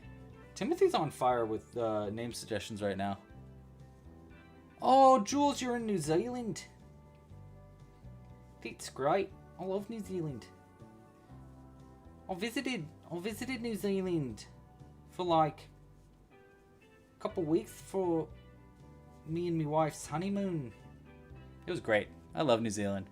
It was so cool. I actually just told a friend yesterday that they should go to New Zealand. Or maybe that was 2 days ago. Whatever. I think New Zealand's awesome. I went zorbing in New Zealand. That was super cool. Highly recommended. If anybody's visiting New Zealand, go zorbing. It's awesome. One, and then boom. Okay. Got that. Maybe. There we go. Pull that in. And let's hide some ends here before we figure out what we're going to make next. I think we're probably going to want to go down to the legs or maybe the arms next. I'm like before, I'm going to just double knot these two ends just so I can make sure that tail ends stay on the inside.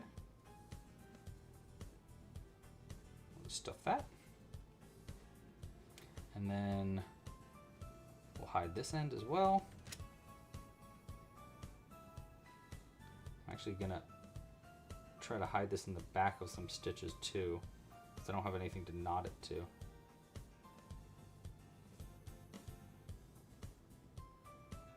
There we go. There. I'm just kind of like working my way through the back of some stitches there with this needle, so that when I thread this on and pull it through, it holds its place like this. And then when we cut it up here, nothing should come undone. Okay. All right, so let's look at our little fella here. Oh my gosh. He's so cute. He's so weird looking though. Keep his little... He's got almost like a little beard. That's funny. Huh? What do we think? This is a little weird. I won't lie. This is like a little extra. But you know what? Maybe it won't be that big of a deal once it's like all in. And then sewn closed. Because it kind of like gets pulled down anyhow. But I do like it. I do like what he's looking like so far. Okay, so if we wanted to add these antlers in here, it'd be like that. Wow. Actually, that's sort of awesome. Oh man, I actually kind of love that. Wait, let's try crocheting an antler, but shoot, I do like those antlers.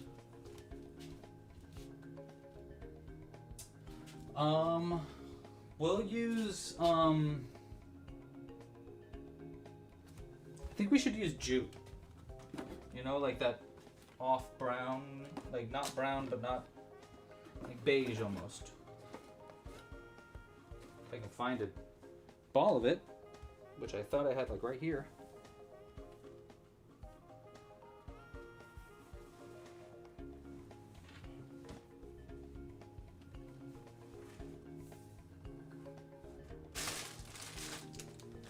Well, maybe we'll have to open a new one.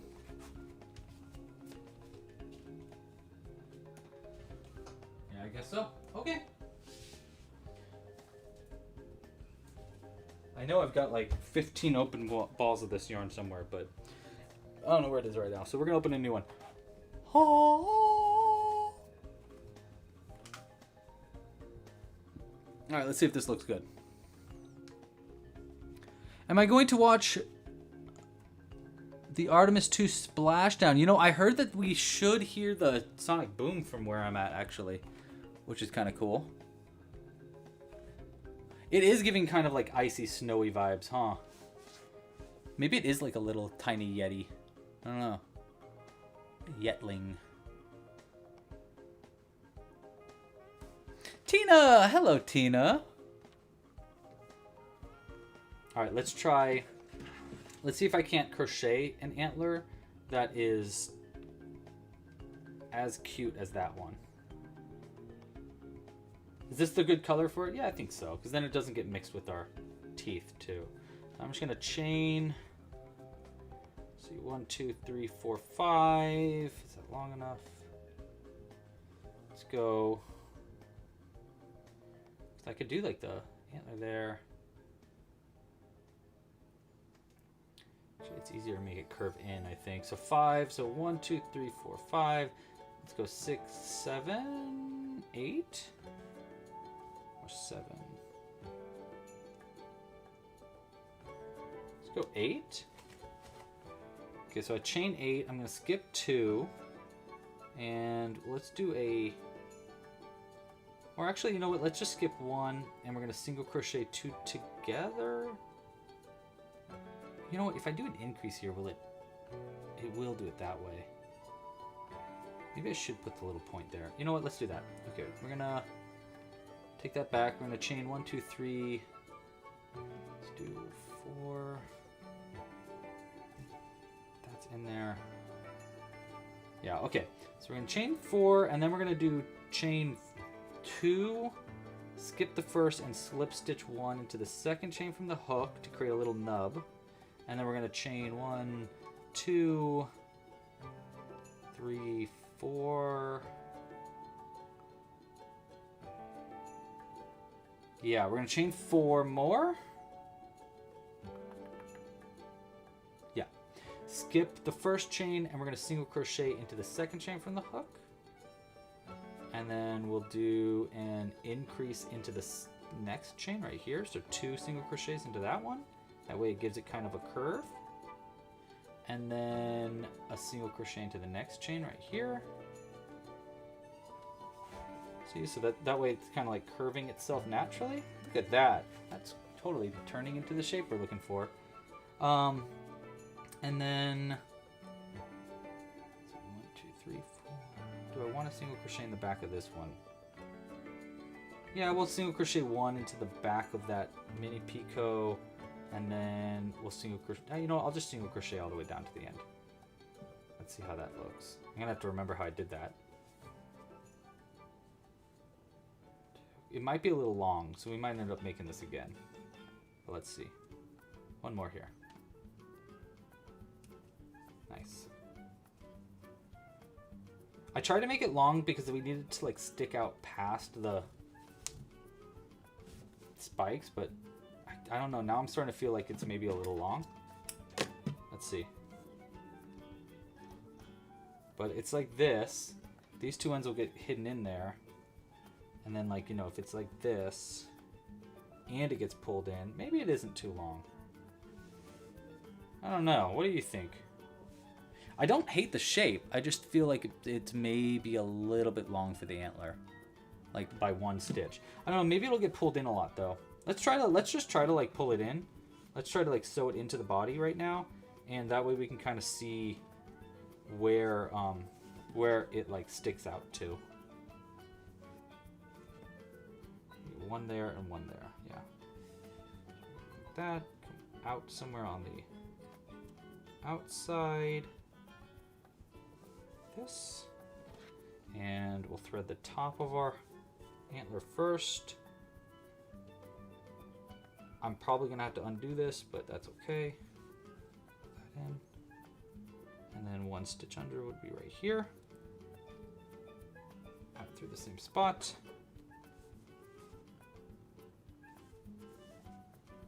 Like that. If I just pull these tight enough, like that, feel it get pulled on the inside.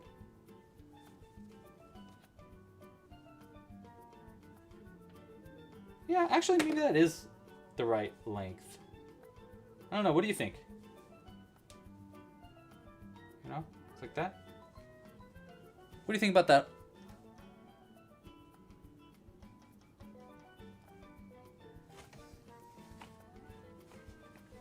You know? What do we think? What do we think about that little antler? I think it's actually pretty good. It's much more of like an antler than a, you know, than a horn.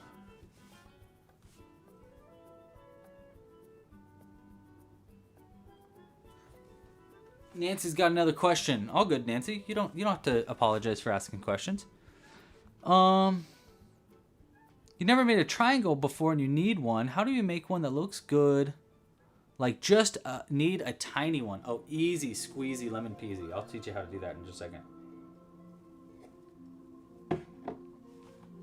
That's really easy though.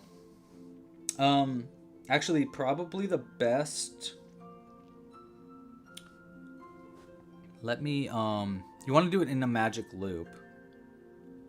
Here, 1 second. I'll read through the Uno pattern for you. The Uno, the Fluffalo, on our website has a little triangle for the nose, like a snout. That's a pretty good pattern for what you're looking for. So I'm just going to read this out loud for you, Nancy. This is probably... You like the safety ones better? Here, let me put the safety one in. So, we'll do it like this, and we'll do a vote. Do we like it with the safety or without the safety eye one? Let me put this one maybe a little closer like that. Okay. Hold on. We need to sit up like that so you can see the difference. Also, we need some contrasting color in the back so you can really see it because it kind of gets lost on the white. So we'll do something like that just so you can kind of really see the antlers a little bit better. And we'll do a vote. We already did a vote for the arms, and you guys have agreed, yes, we are making arms. So we'll go ahead and make arms. And then let's do a poll for the antlers. Antlers. 3D printed ones, crocheted ones, or none. Go ahead and vote now on which antlers you like most. Do you like the 3D printed ones that are this one right here that I made kind of a while ago now? Do you like the crocheted ones that are here on the other side? I'm obviously open to either one. They both look kind of cool. I think in the pattern I'll have the crocheted ones just for people to have alternative options. But yeah. Okay, so in the meantime, while you're doing that, let's go ahead and read off a pattern for Nancy really quick so she can make a triangle a little bit easier. So here is the pattern for you, Nancy. Just out loud, I'm just going to say it out loud. This is going to make a little tiny triangle, and it is the snout for the Uno the Fluffalo. So if you want to find the written version, it's going to be on the website under Uno, U-N-O, the Fluffalo. The pattern is magic loop, make a magic loop. Into the magic loop, you want to single crochet one and then half double crochet one. And you want to repeat that 3 times around. That'll end up at 6 stitches. Single crochet one, half double, single half, single half. Okay, so that's already going to start making a little bit of a triangle shape in and of itself.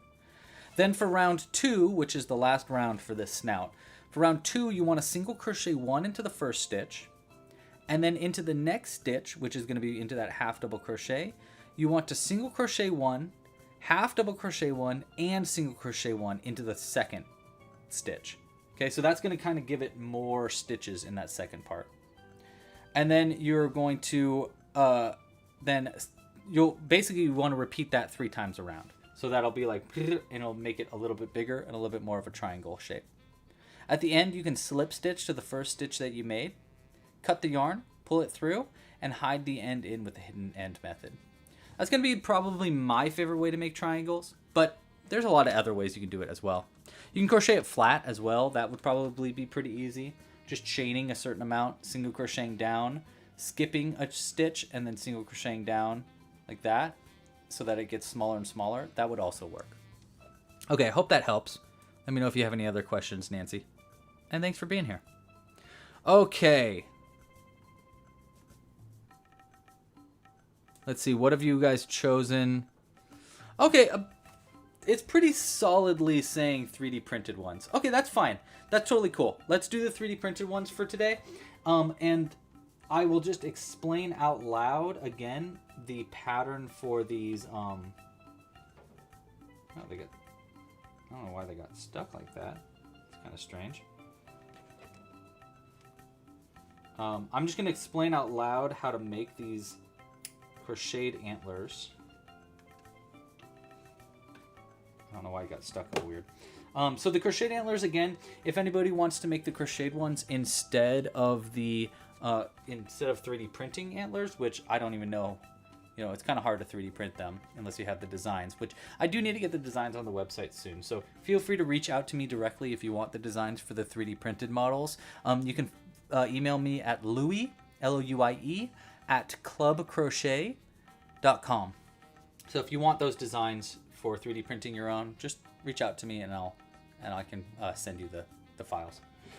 But if you want to crochet them, this is how I did it. I chained 1, 2, 3, 4, And then I did a mini picot. A mini picot is chaining 2 and slip stitching 1 into the back loop of the first chain that you made. And then I chained 1, 2, 3, 4 more after that. I skipped the first chain, single crocheted into the second chain, working into the back loops of those chains. Then I increased. I did 2 single crochets into the next chain here. Then working all the way back down to the end, working into all of the back loops of the chains and the back loop of the mini picot here, I single crocheted 1, 2, 3, 4, 5, 6 more down to the end. I then cut the yarn and did 1 chain to create a little knot so that this could be sewn onto the inside of the head. I'm just going to hold it out really quick so I can get a quick snapshot of it when I do the when I write the pattern down. It's pretty good. Okay, there you go. Let me know if you have any questions about any of that process as well. And we're going to be doing the safety eye antlers instead, which are going to be like into right there and right there. Right? Does that look right? Maybe a little over that. Yeah, I think that's pretty good. What do you guys think? For I think those are pretty evenly spaced, right? Let's look at it from the top of the head. You know, here's the nose, so that's the up front part. This one maybe is a little bit over. No, actually, I think those are pretty good. All right, so here's what we're gonna do is we need a backing for this.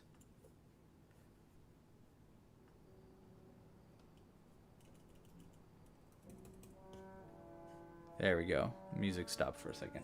So we're going to use one of these little backing bump things to lock these antlers into place.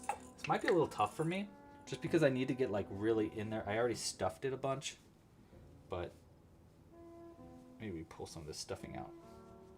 Yeah, that, oh, totally. Okay.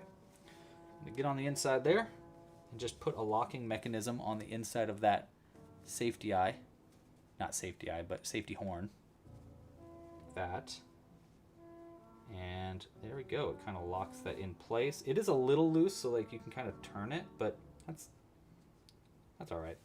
And then we'll do the same over here. Now this guy definitely is now dangerous to step on. I would not step on this. There you go. And we're going to hope that these never come undone.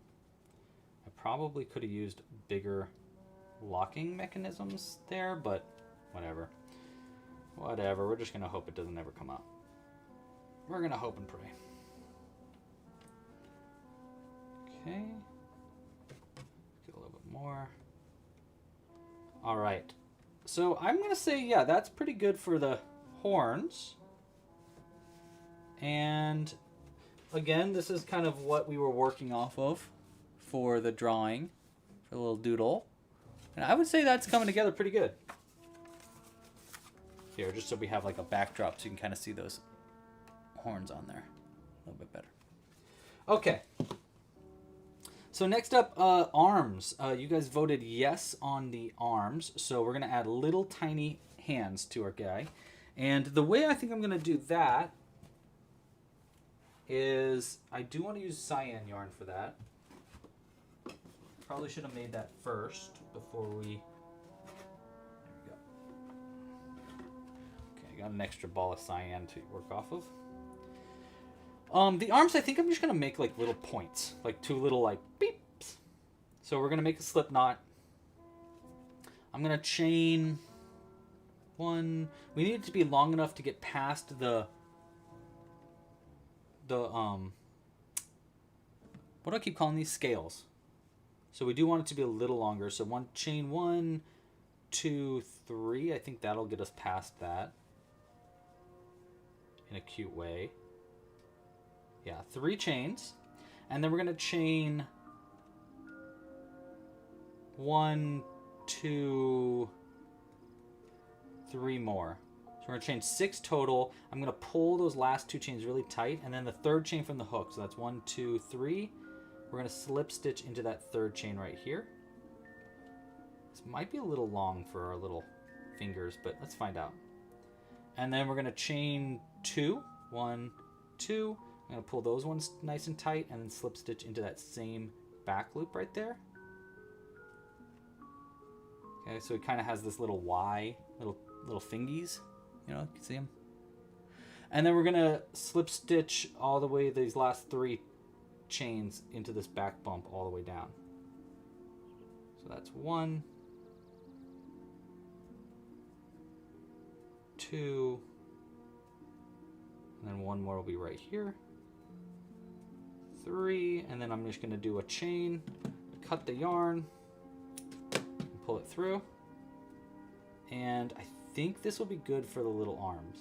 You know, I don't want it to be too complicated. But this is what I'm thinking for the arms. What do you think? Yeah, let's get my crochet hook down there. A little bit more. What do you think? Yeah? And then if we put this into the arm, into the body right here, like this, then he'll have the littlest, tiniest arms sticking out, which is super cute. All right, yeah, that's what I'm going to do. We're going to make another one of those real quick. Again, that is chain 3. Oh my gosh, I totally watched Happy Tree Friends when I was a kid. Yeah, that definitely, I can see that.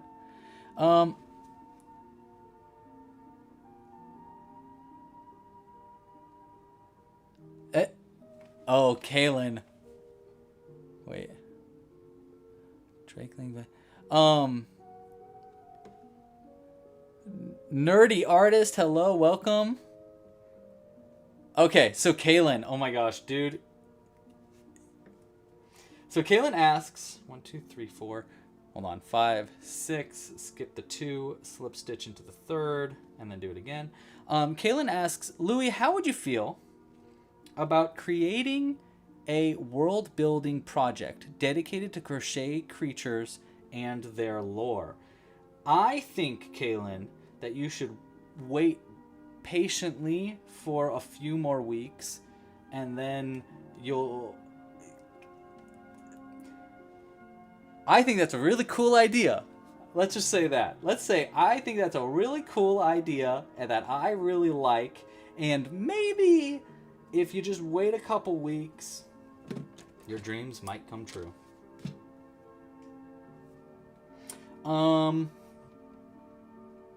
I don't know. Maybe I know something that you don't know, and maybe you're really gonna think this is cool. I'm bad at secrets. Let's just go with that. I'm bad at secrets, and yeah. I think that's a really cool idea. I think it's a really, really, really cool idea. I mean, to be honest, Kaylin, I think of everybody in this chat right now, you're the one that knows the most about this. I think I'm going to do them in, like, kind of bent, like, when I sew these arms in, like this. I think I'm going to do them inwards, like that, so that they kind of have, like, a little bit of an inward position, rather than down. Because I was going to do it like this, so we had them, like, kind of downward arms. I don't know, what do you think? Down? Like that? Or inward? Like that? I guess it kind of looks better from a front view if it's down, huh?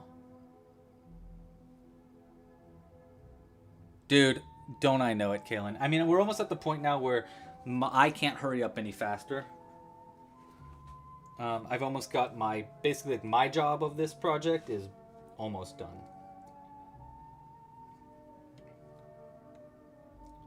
But you're gonna flip, dude. You're gonna love it. Okay, sorry. I gotta stop. I honestly have to stop talking about it so much. Okay, so we're gonna go, yeah, like this. I think this row looks pretty good too. And I am gonna make it downwards instead of facing frontwards. That, and then like this. Ah!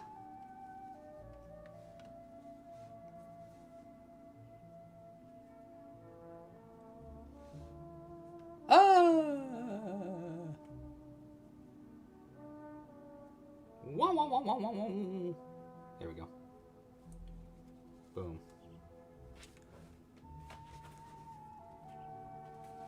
You really hope this new project is in kits? Then I think you'll be very happy too. I think, yes, I think you'll be pretty stoked. Okay, we're gonna, oh, I gotta be careful here. I almost pulled it through in the wrong spot. Okay. No! Okay, wait. Get that out. We need both of these ends to be pulled in simultaneously, just so the knot gets pulled in. So there's the knot, there's the knot. Yeah, like that. I cannot. Wait. There we go. Alright, there's a double knot there. Cut that one nice and close. And let's look at our little arm. Oh, crumbs, dude. The arm. Okay, good choice by the chat. I like the little arm. It makes it so silly looking. It's so tiny.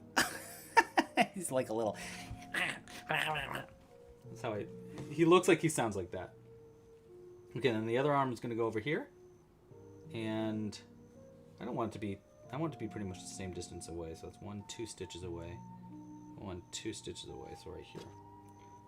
Top part right here, bottom one under.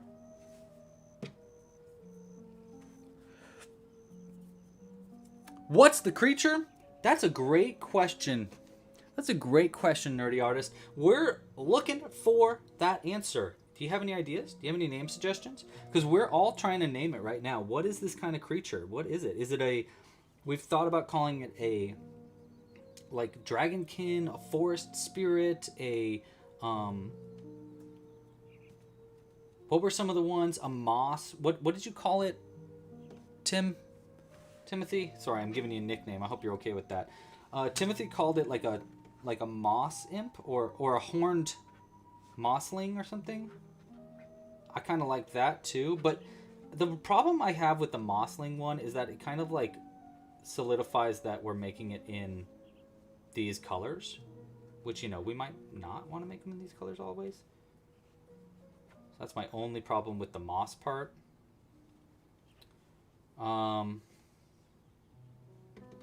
Yeah, I don't know, we're trying to come up with a name though. Name for whatever these creatures are is what we're looking for. There you go. Like a... I don't know why, I just keep coming back to like imp.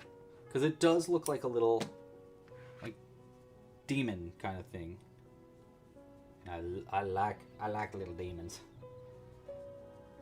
Oh my gosh, those arms though. What those arms do. Oh my god. Look at those little guys. That's super cute, dude. I like this guy a lot. I'm liking this guy a lot. Yeah, maybe like a bushling or like a shrubling. Oh, what about a shrubkin or something like that? Like a, because he kind of looks like a little shrub. A shrubkin? A shrub? A shrimp? A shrubkin? A shrubling? I don't know. Okay, we're definitely going to need to figure out feet stuff, but you know what? I'll figure out feet after we sew it closed. So why don't we sew them closed, stuff them up, and then we'll add our feet to it post sewn. I do think that maybe it would have been smart for us to just do bobble stitches for the feet, because you're not even going to see the feet anyhow. You know, maybe we should just do that. Go back a few stitches, throw a bobble stitch here, throw a bobble stitch there. Make it so much easier. Yeah, it'd be like right here and right here would be the bobbles. And then it'd be like a little bumps at the bottom. Like it would be at the very bottom of it though. What do you think? We like shrubling? A shrubling. Ooh, I kind of like a shrubling actually too. That's cute. A shrubling. Hold on, let's start writing some of these names down in our new notebook. I really like a shrubling.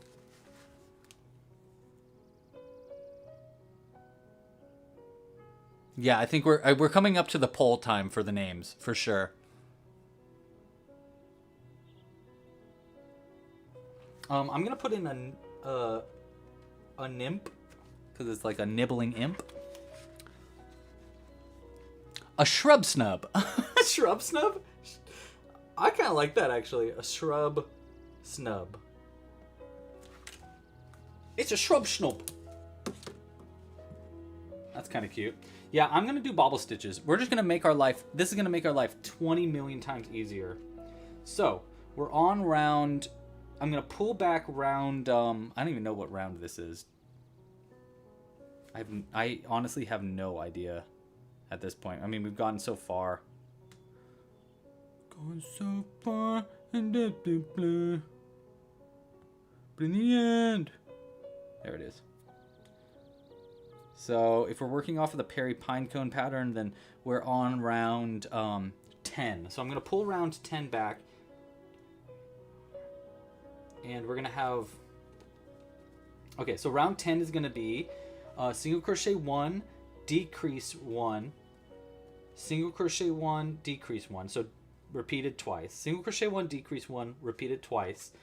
Bobble stitch 1. I'm going to do a bulky bobble, so that's BBO. So that's a 5 repeat bobble stitch. That way the foot is kind of big. So that's 1, 2, 3, 4, 5 repeat bobble as our little foot. And then decrease 1. And we're doing a single crochet 2 together for that decrease, by the way. And then we're going to do single crochet 1, decrease 1, repeated twice after that. Single crochet 1, decrease 1, and then another bulky bobble over here. Yeah. 1, 2, 3. Again, a bulky bobble is a 5 repeat bobble. 4, 5. See, so when you do a bulky bobble, you should have 6 loops on the hook, and then you can pull through all those loops like that. And then we're going to decrease 1. Now this should be the end of the round, but somewhere along the way I made a mess up. So I'm going to do one more decrease here and move the stitch counter over to that last stitch there. So that way that like it just evens it out. I don't know where I messed up, but whatever. Not the end of the world. So yeah, I think a bulky ball was a good move there too, because then the feet are just big enough where it might actually show up when he's standing up like that. I kind of think we should add a tail. What do you guys think about a tail? Well, that's right, a lichen. I think I like the word lichen too. Hold on, let's do another poll here. We're going to end that other poll. Sorry, I forgot about that. And then we're going to do a poll real quick. Tail? All I want is a yes or no. And I'm very, very, very okay if you say no. Okay, so don't think like just because we have a yes or no there, you have to say yes. That's totally okay to say no. All right? Just for people that, you know, sometimes I feel like some people just want to say yes because they want more things. But sometimes it's fine to not add other things to pieces too, because he's already got kind of a lot going on. But I'm obviously open to yes as well. And now before we do our last round, do we want to get started on anything there? Oh my gosh, he looks so cute though. Really, really cute little fellow here. We're definitely gonna have to remake this again. Maybe I can do like an actual tutorial video for it instead of like a crochet along video. Kaylin's saying yes. Oh, it looks like, wow. Okay, I mean, we only have 8 votes so far, but looks like a yes is coming down the pipeline, and that's okay. Here's what I'm going to do for that. I'm just going to get prepped just in case you all just decide yes. Because I know how I want to do it. But I'll wait. I'm going to make a... Oh, I don't need to. Is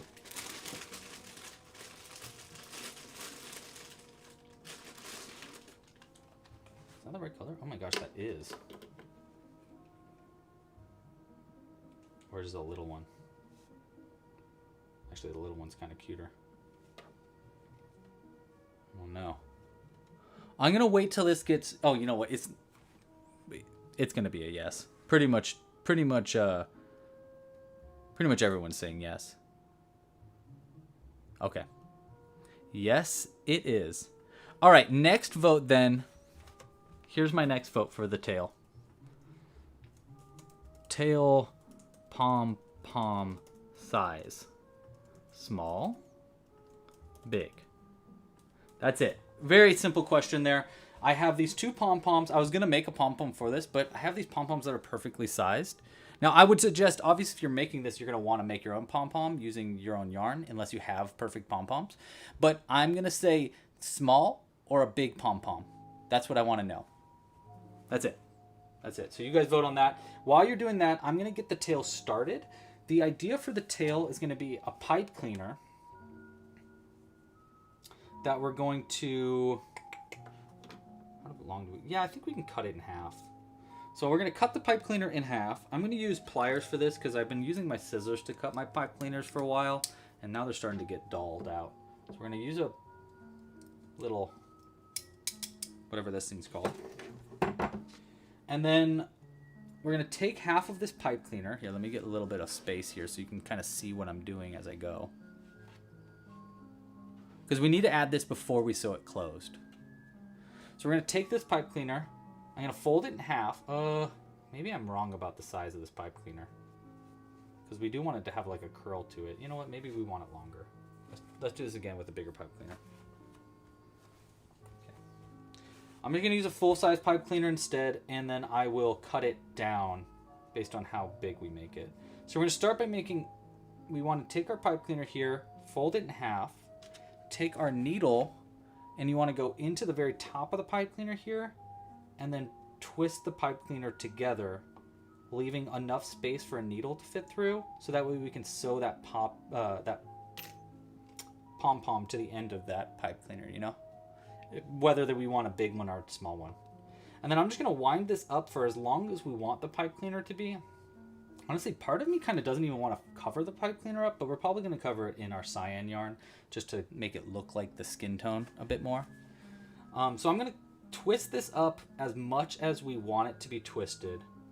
I think we do want it twisted kind of a bit longer than I was expecting, and the only reason I'm saying that is because we want the tail itself to have a bit of a curl to it, so it's kind of like, you know, like this a little bit. And if it's got that curl, that's pretty good actually. Yeah, I think that's long enough. Okay, so how long is this? We need a ruler.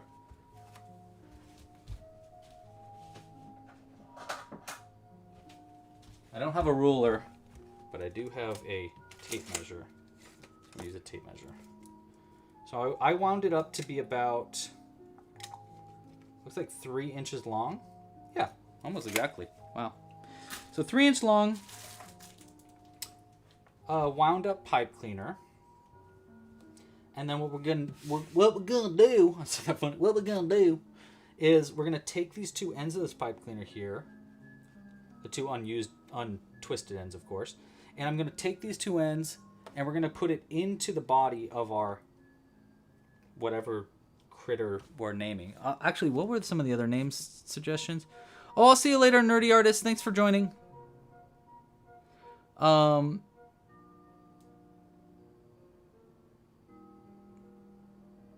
don't know if I really want to do a devil tail.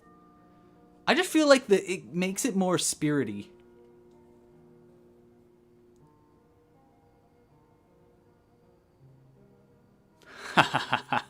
So I do that too on some of mine. That's funny. Wait, what did we vote for, by the way? Small? Okay, cool. Small. I like that. All right, so we're going to take the two ends of this pipe cleaner here. I'm going to place them into two loops, or into two adjacent spots on the back. Is that a good spot?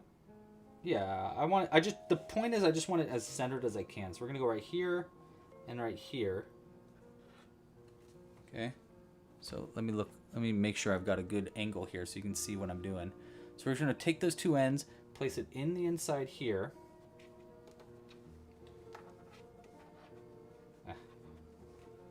we go. And we're just going to pull these in to the end of that pipe cleaner's there. I know it looks really long, but when it curls up, it won't, I don't think it'll be that long, you know? And then I'm just going to twist these two ends here on the inside of our body, like this. That's probably good. And I know I said I wasn't going to use my scissors, but I'm going to use my scissors. We're going to cut these pipe cleaner ends so it doesn't need to be that long. And we'll just fold those ends out so it just kind of stays on the inside there. Okay, now what we want to do is we're going to take our cyan yarn. Where did I put that extra cyan? Here it is. We're going to take our cyan yarn. We're going to wrap this pipe cleaner up in our cyan yarn. That way it has more of a, like it looks like the skin tone of our little character. So we're going to take this. I'm going to fold this in half. Hopefully this is long enough. I think it is.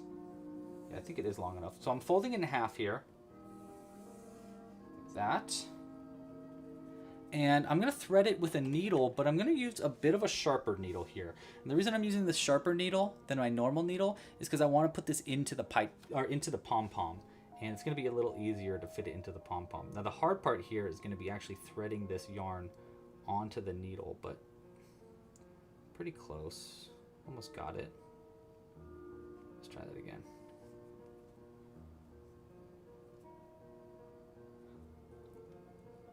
Huh?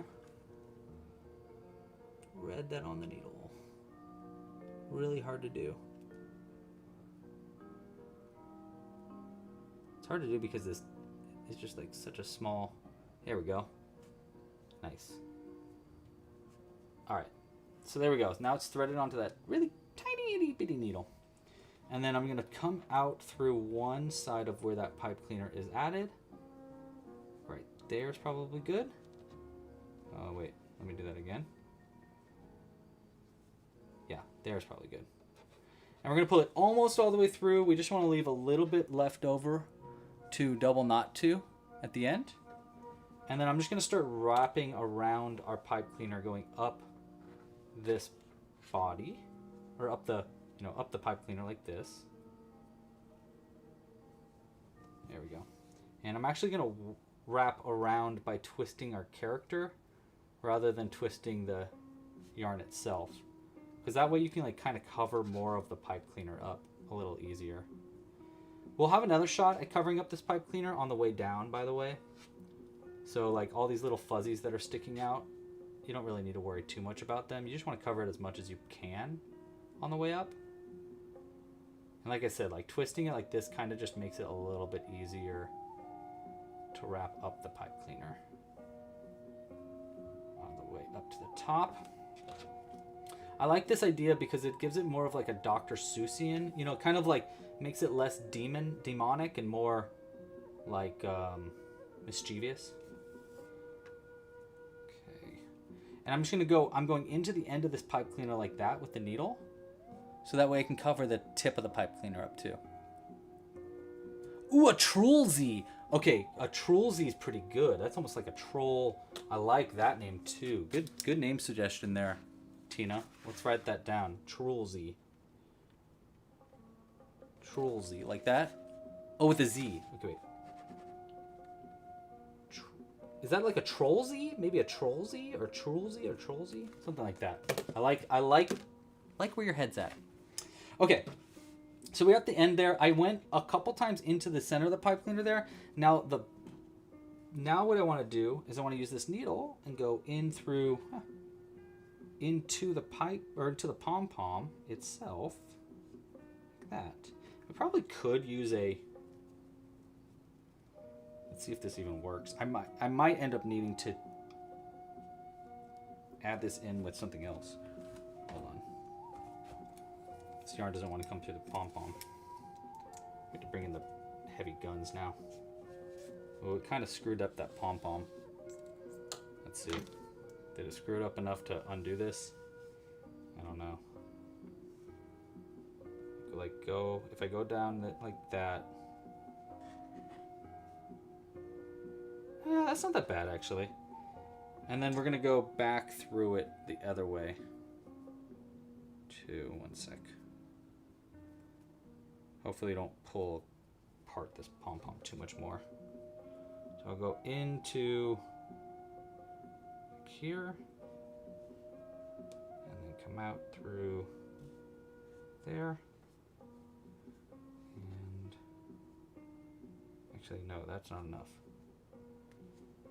Hold on. And through like here.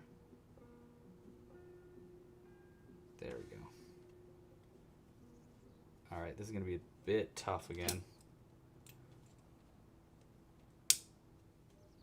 Come on.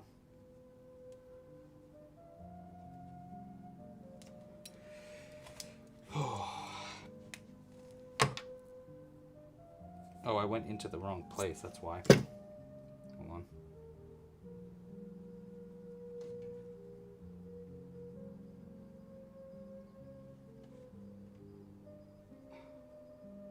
Did I mess this up? I might have just screwed up pretty bad, actually. Hold on. See, I went in through like piece of the wrong place. How can I undo this in the best way possible? Like this. Pull this back out.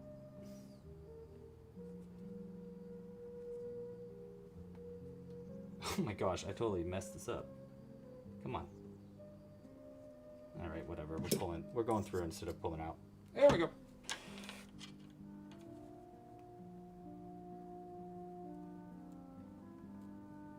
There we go. Sorry, I know you can't see this right now. I'm doing some surgery. Fix a mistake.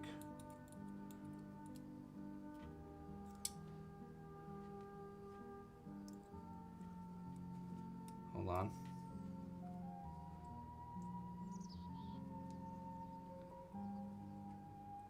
Ah!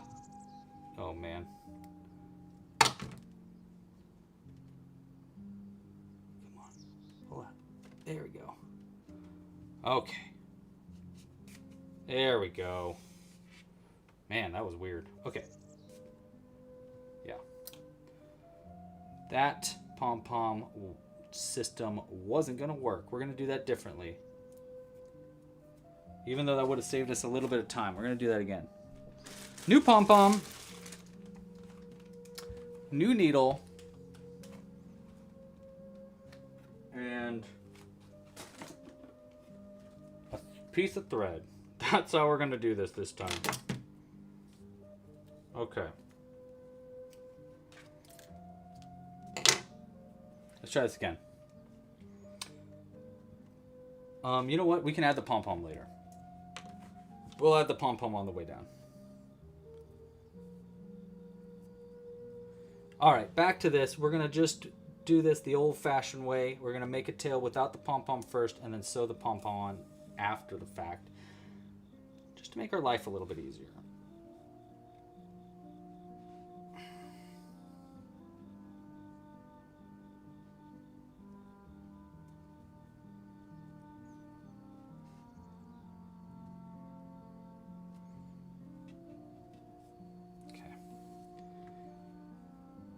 All right. There we go. And now I'm just going to wrap down the body with this, just like how we wrapped up it.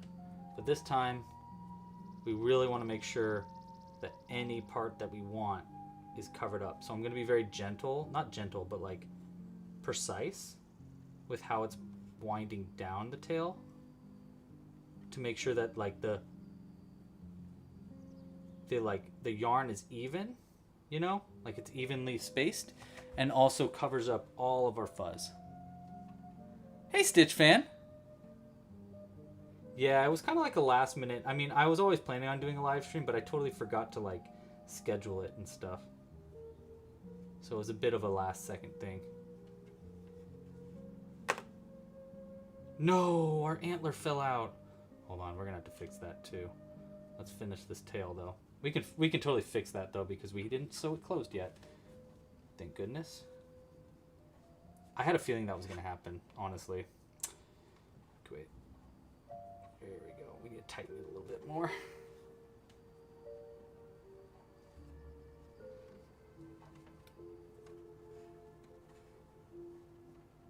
I'm actually kind of glad that the antler fell out now and not later, because while we have them opened up and not sewn closed, it's going to be way easier for us to fix that.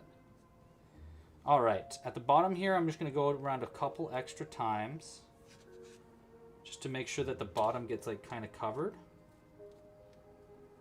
That. And then we're going to come into the body on an adjacent stitch from where we left. And that way we can use these two ends here to knot together.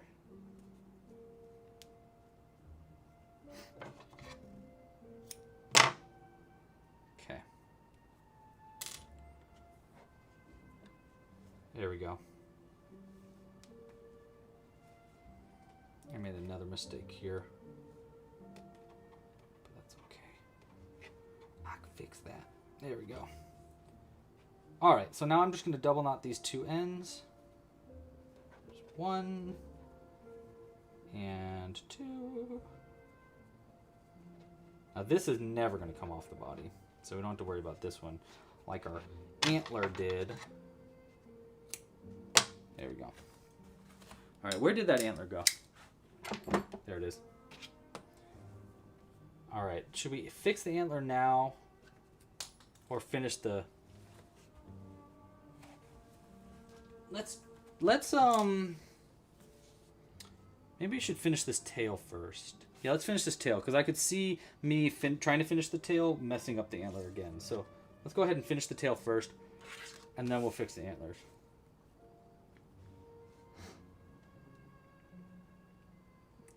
This is too thin of a needle. We're going to use this long needle.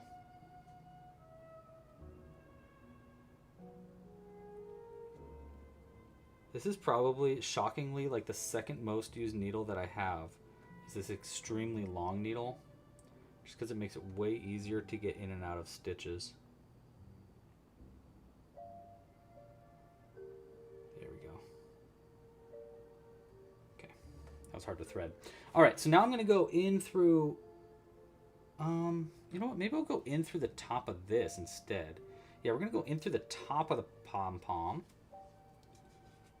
That, leaving a little bit there for sewing, for double knotting, and then we'll go into the tail. That, and then we're going to go back into the pom-pom, out through the top again. I'm just going to probably repeat this one more time, just to make sure it's secure.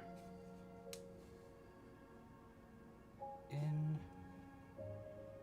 out. Best burgers, in and out. Boom. In through the side.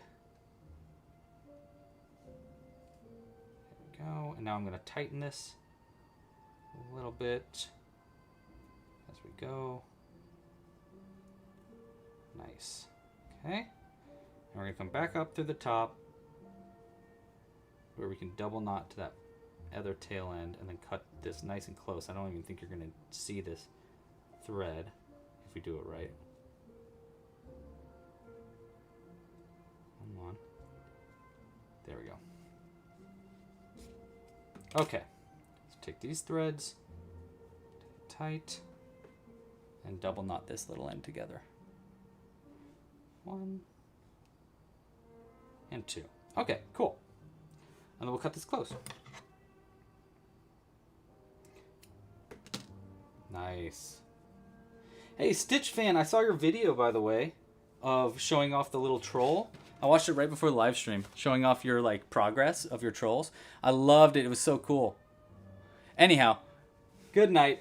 Nice. Thanks for popping in for a second, dude. Okay, so now I'm going to, we're going to wind this up like this to make it more of like a, I don't know, kind of like Hoovian tail. Like that. A little corkscrew tail. And that's the tail I wanted. Something like that. Right? Super cute. Okay. Next up, let's fix these antlers. I think we actually, yeah, this one just popped out also. So we need a bigger backing, which is no problem. I actually have a better backing thing for it. The problem is that this backing is fighting us to come off of it. So we need to cut this backing off first. But I have a bigger one. They actually just fell. So I was like, oh, forgot I had those. Kind of perfect timing. Okay. All right, does anybody actually have another name suggestion before we choose our 4 names to vote on? The 4 we have so far are a shrubling, a nymph, a shrub snub, and a trollsy. Honestly, I kind of love them all. And then we probably want to name this little fella too. There we go. Okay. All right, so these are a bit bigger. Will it stay locked in though? Yeah, I think they will. Okay, so let's get these back on. 1 antler here. Pretty good. Let's try to get some of that stuffing out so that I can get to it. Yep, I can feel it. And we'll use these bigger backer eyes.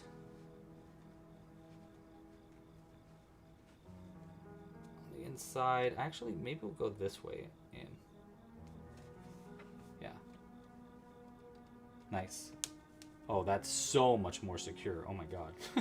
Wow, I wasn't expecting it to help that much, but it really actually helps a lot. Where did the other one? There it is. And the other one was right here.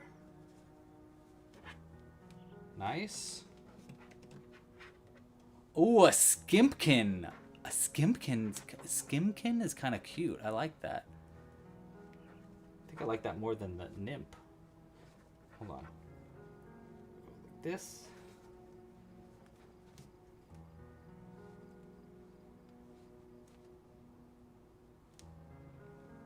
Nice. Okay. All right, that's much more secure. Oh, wait. Is it? Yeah. Okay. Much more secure. Beautiful. Now those antlers aren't going anywhere. All right. I think we're basically done. We just need to stuff it and sew it closed. I mean, we have one more round of decreasing, but other than that, stuffing and sewing it closed. Let's go ahead and get a name vote going as I finish up our little fella here. I like that the vote for the pom-poms was split, but we chose small anyhow. All right, start a poll. We're gonna choose between these names. Name our creature. We've got shrubling. We got, I like that name, Skimpkin. What was this one? I liked Zoe's suggestion, shrub. Oh wait, what is that, a glimmich? Oh wait, a glimmich is really good too. Hold on. Shrub, snub, true.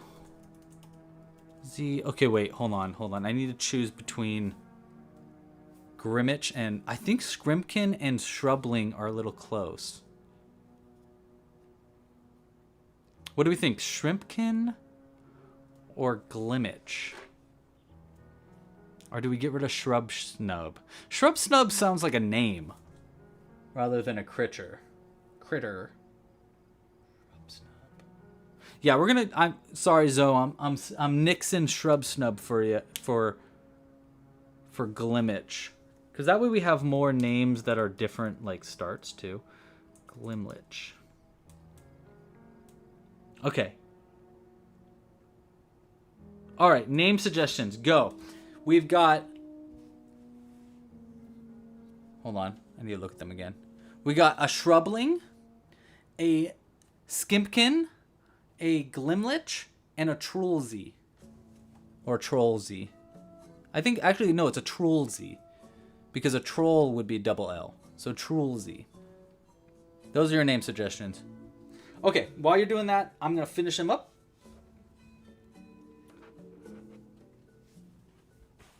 And to close this guy up, we're going to do... You know, I was going to do a sharp decrease, but we're just going to do an invisible decrease into each stitch around for our last round. Just to make it a little easier. So we're just decreasing down. Down to 6, and then we'll stuff it so it closed. This might be a hard one for me to write down.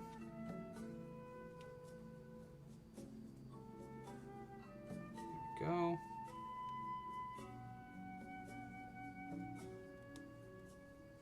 And we might even go through the process real quick of me taking photos for this during the live stream. That could be kind of fun.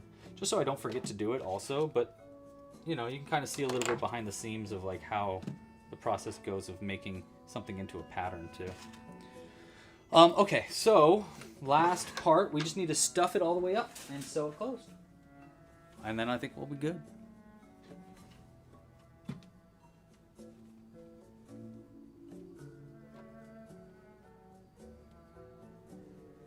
And I think we should take the pictures on like an all-white background, right? I mean, I could do it on a colored background, but I feel like an all-white background will work. It's just the antlers. Actually, maybe we should do a colored background so that the antlers have more, something like contrasting to work off of, you know? Yeah, we'll see. Scrumpkin kind of also sounds like a pumpkin, which, so maybe that, I don't know. I'm going to vote. Do I get to vote? I do get to vote. I'm going to vote on... I don't know. I think I'm going to vote. Wow, I can't believe not that many people are voting for Shrubling. That's wild to me. I thought Shrubling was the perfect name. Hold on. I'm voting. I'm voting. Wait, did I miss the vote? Oh, right, I'm not. I gotta watch the horizontal version. And don't forget, if you're watching it portrait mode, if you want to vote for the name, switch over to the landscape version. Okay, I'm gonna vote for...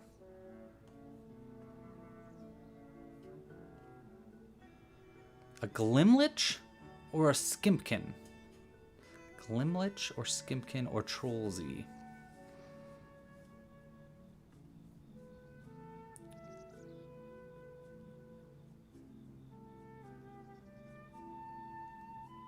I think I'm gonna go Skimpkin. I don't know though. Honestly, both those names are pretty good. I'm open to either one. All right, I do want to stuff it enough. We want to be like a little bit more. Give it a little bit more stuffing. I don't want them to be understuffed, especially on the bottom.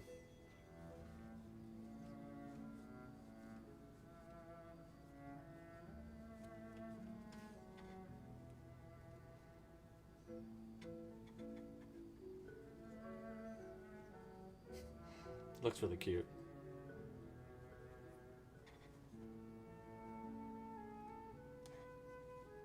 Yeah. Right? Does it need any more? Yeah, maybe a little bit.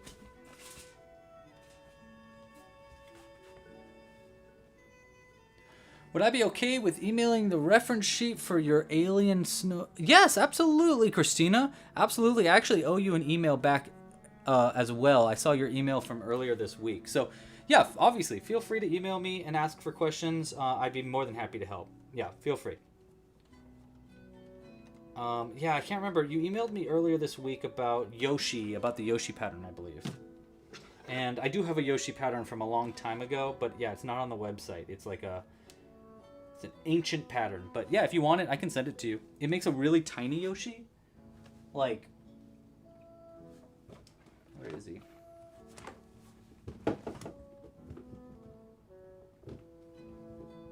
Oh well, I don't know where he is. But it's like a mini Yoshi. Oh.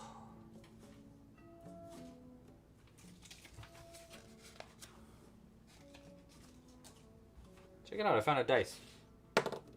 1. Okay. Let's sew our little fella our little friend here closed. What a fun improvised live stream, right? I think we should do this. What do you think? How often do you think we should do these live crochet alongs? Maybe once a month? Like, not the live crochet alongs, but the live improvised stuff. I can't do it every single week. And, you know, I want to do crochet alongs that people can actually crochet along to, whereas these ones are a little bit difficult, I'm sure, to crochet along to. But, you know, like if we did a pattern that's already on the website, you can actually crochet with me. All right, so there we go. All the stitches, sew it nice and closed, pull it up. We're going up, up. There we go. Those bobble stitches were a great move, because then now we don't need to sew anything else on, which would have been a little annoying.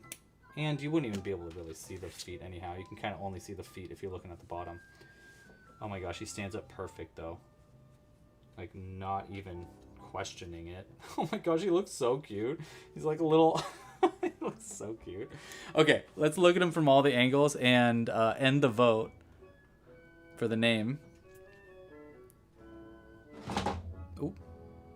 That's a great question, Timothy. I will answer your question in just a second. That's a very good question, and I definitely have thoughts.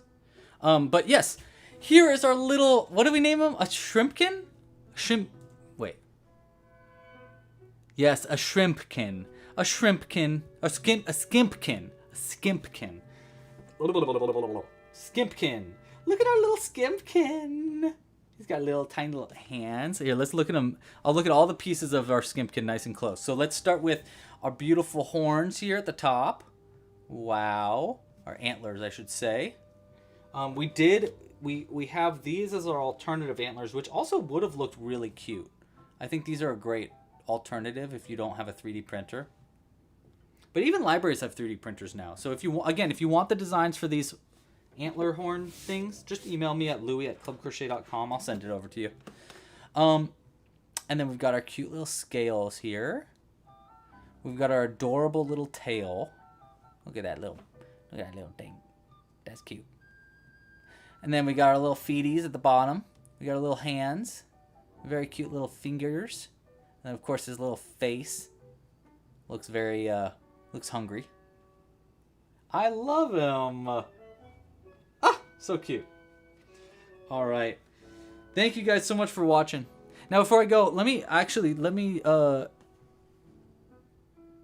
respond to Timothy. So Timothy asks, what do I think of the increased copyright infringements on Pokemon, causing creators to remove their patterns in videos?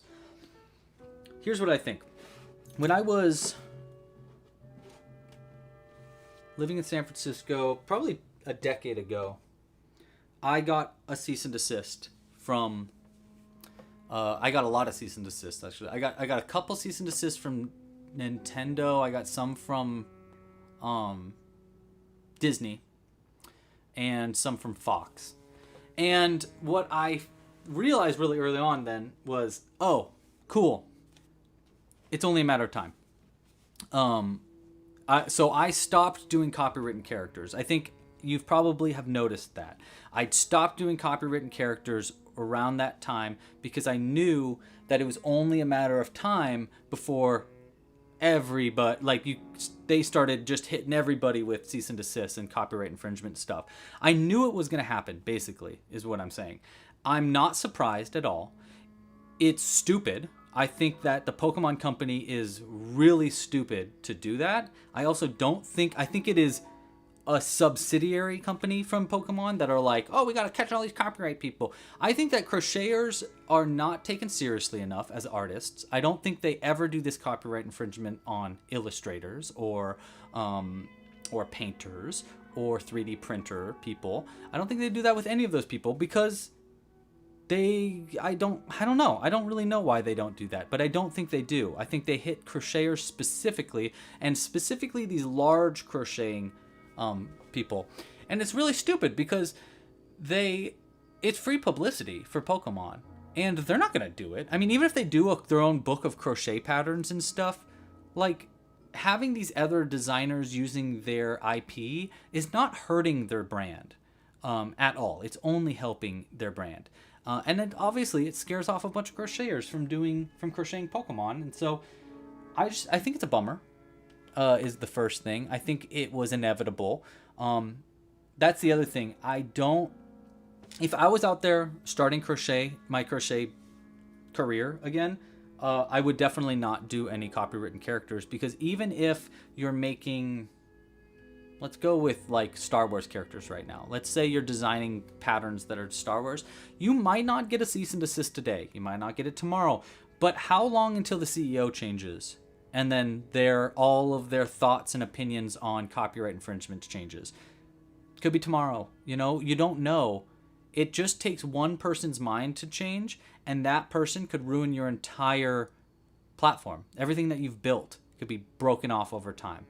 The other thing that I think about when it comes to these Pokemon things is it just pushes even further to create your platforms outside, like make your following of people that like your stuff built outside of a specific platform.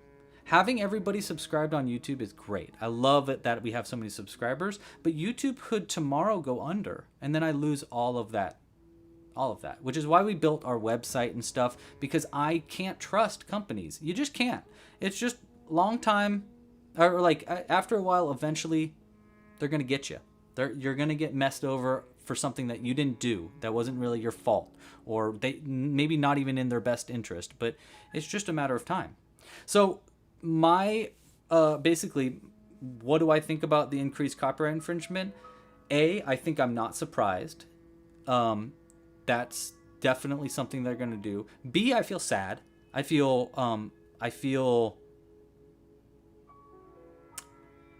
really bad for some of the creators, especially some friends and other Amigurumi artists. Yeah, agreed, Kaylin. Like, it's so much more fun when you can make stuff that you really love, like Pokemon. Yeah, I feel really bad for a few of these crocheters. I mean, I think we know the main ones that got hit by this, and I just feel really bad for them. It sucks. It's not fair. It's not nice. It's not cool. It's not in their best interest. It's just stupid. It's like a really dumb thing. But yeah, the main feeling I have is like, it's not shock. I'm not surprised at all. I'm disappointed, but not surprised.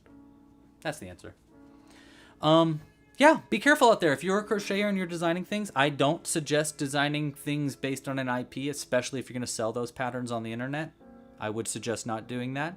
I also obviously don't suggest stealing other people's designs and IP from that as well, because that's also not cool. Just make up your own stuff. Yeah.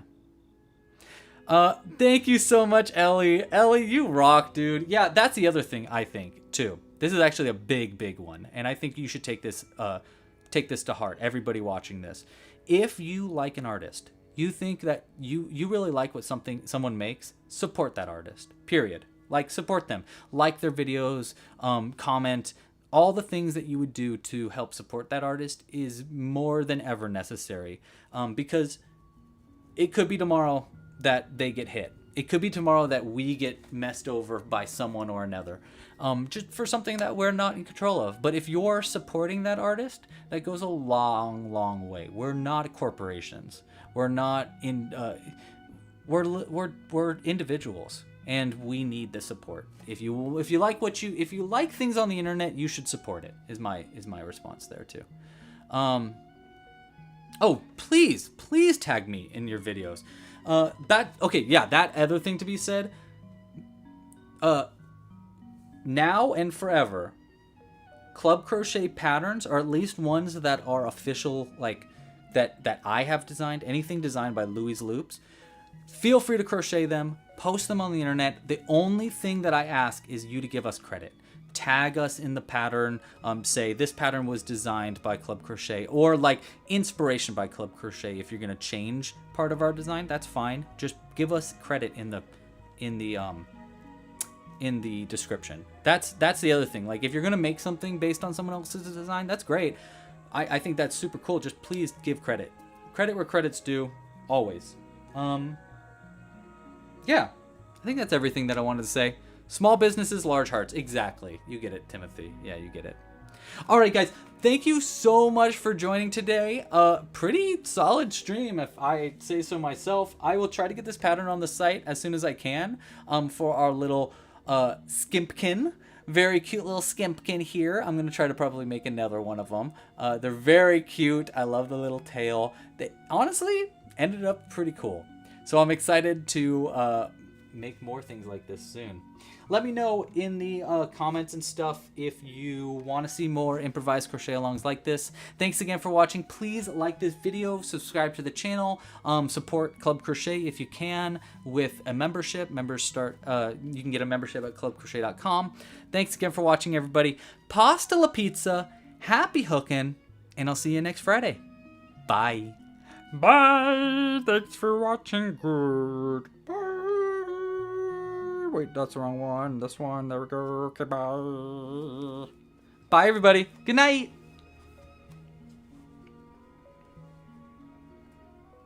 Oh my gosh, stop. You hang up first. Oh my gosh, Tina, no, you hang up first. You're making me blush. Okay, bye.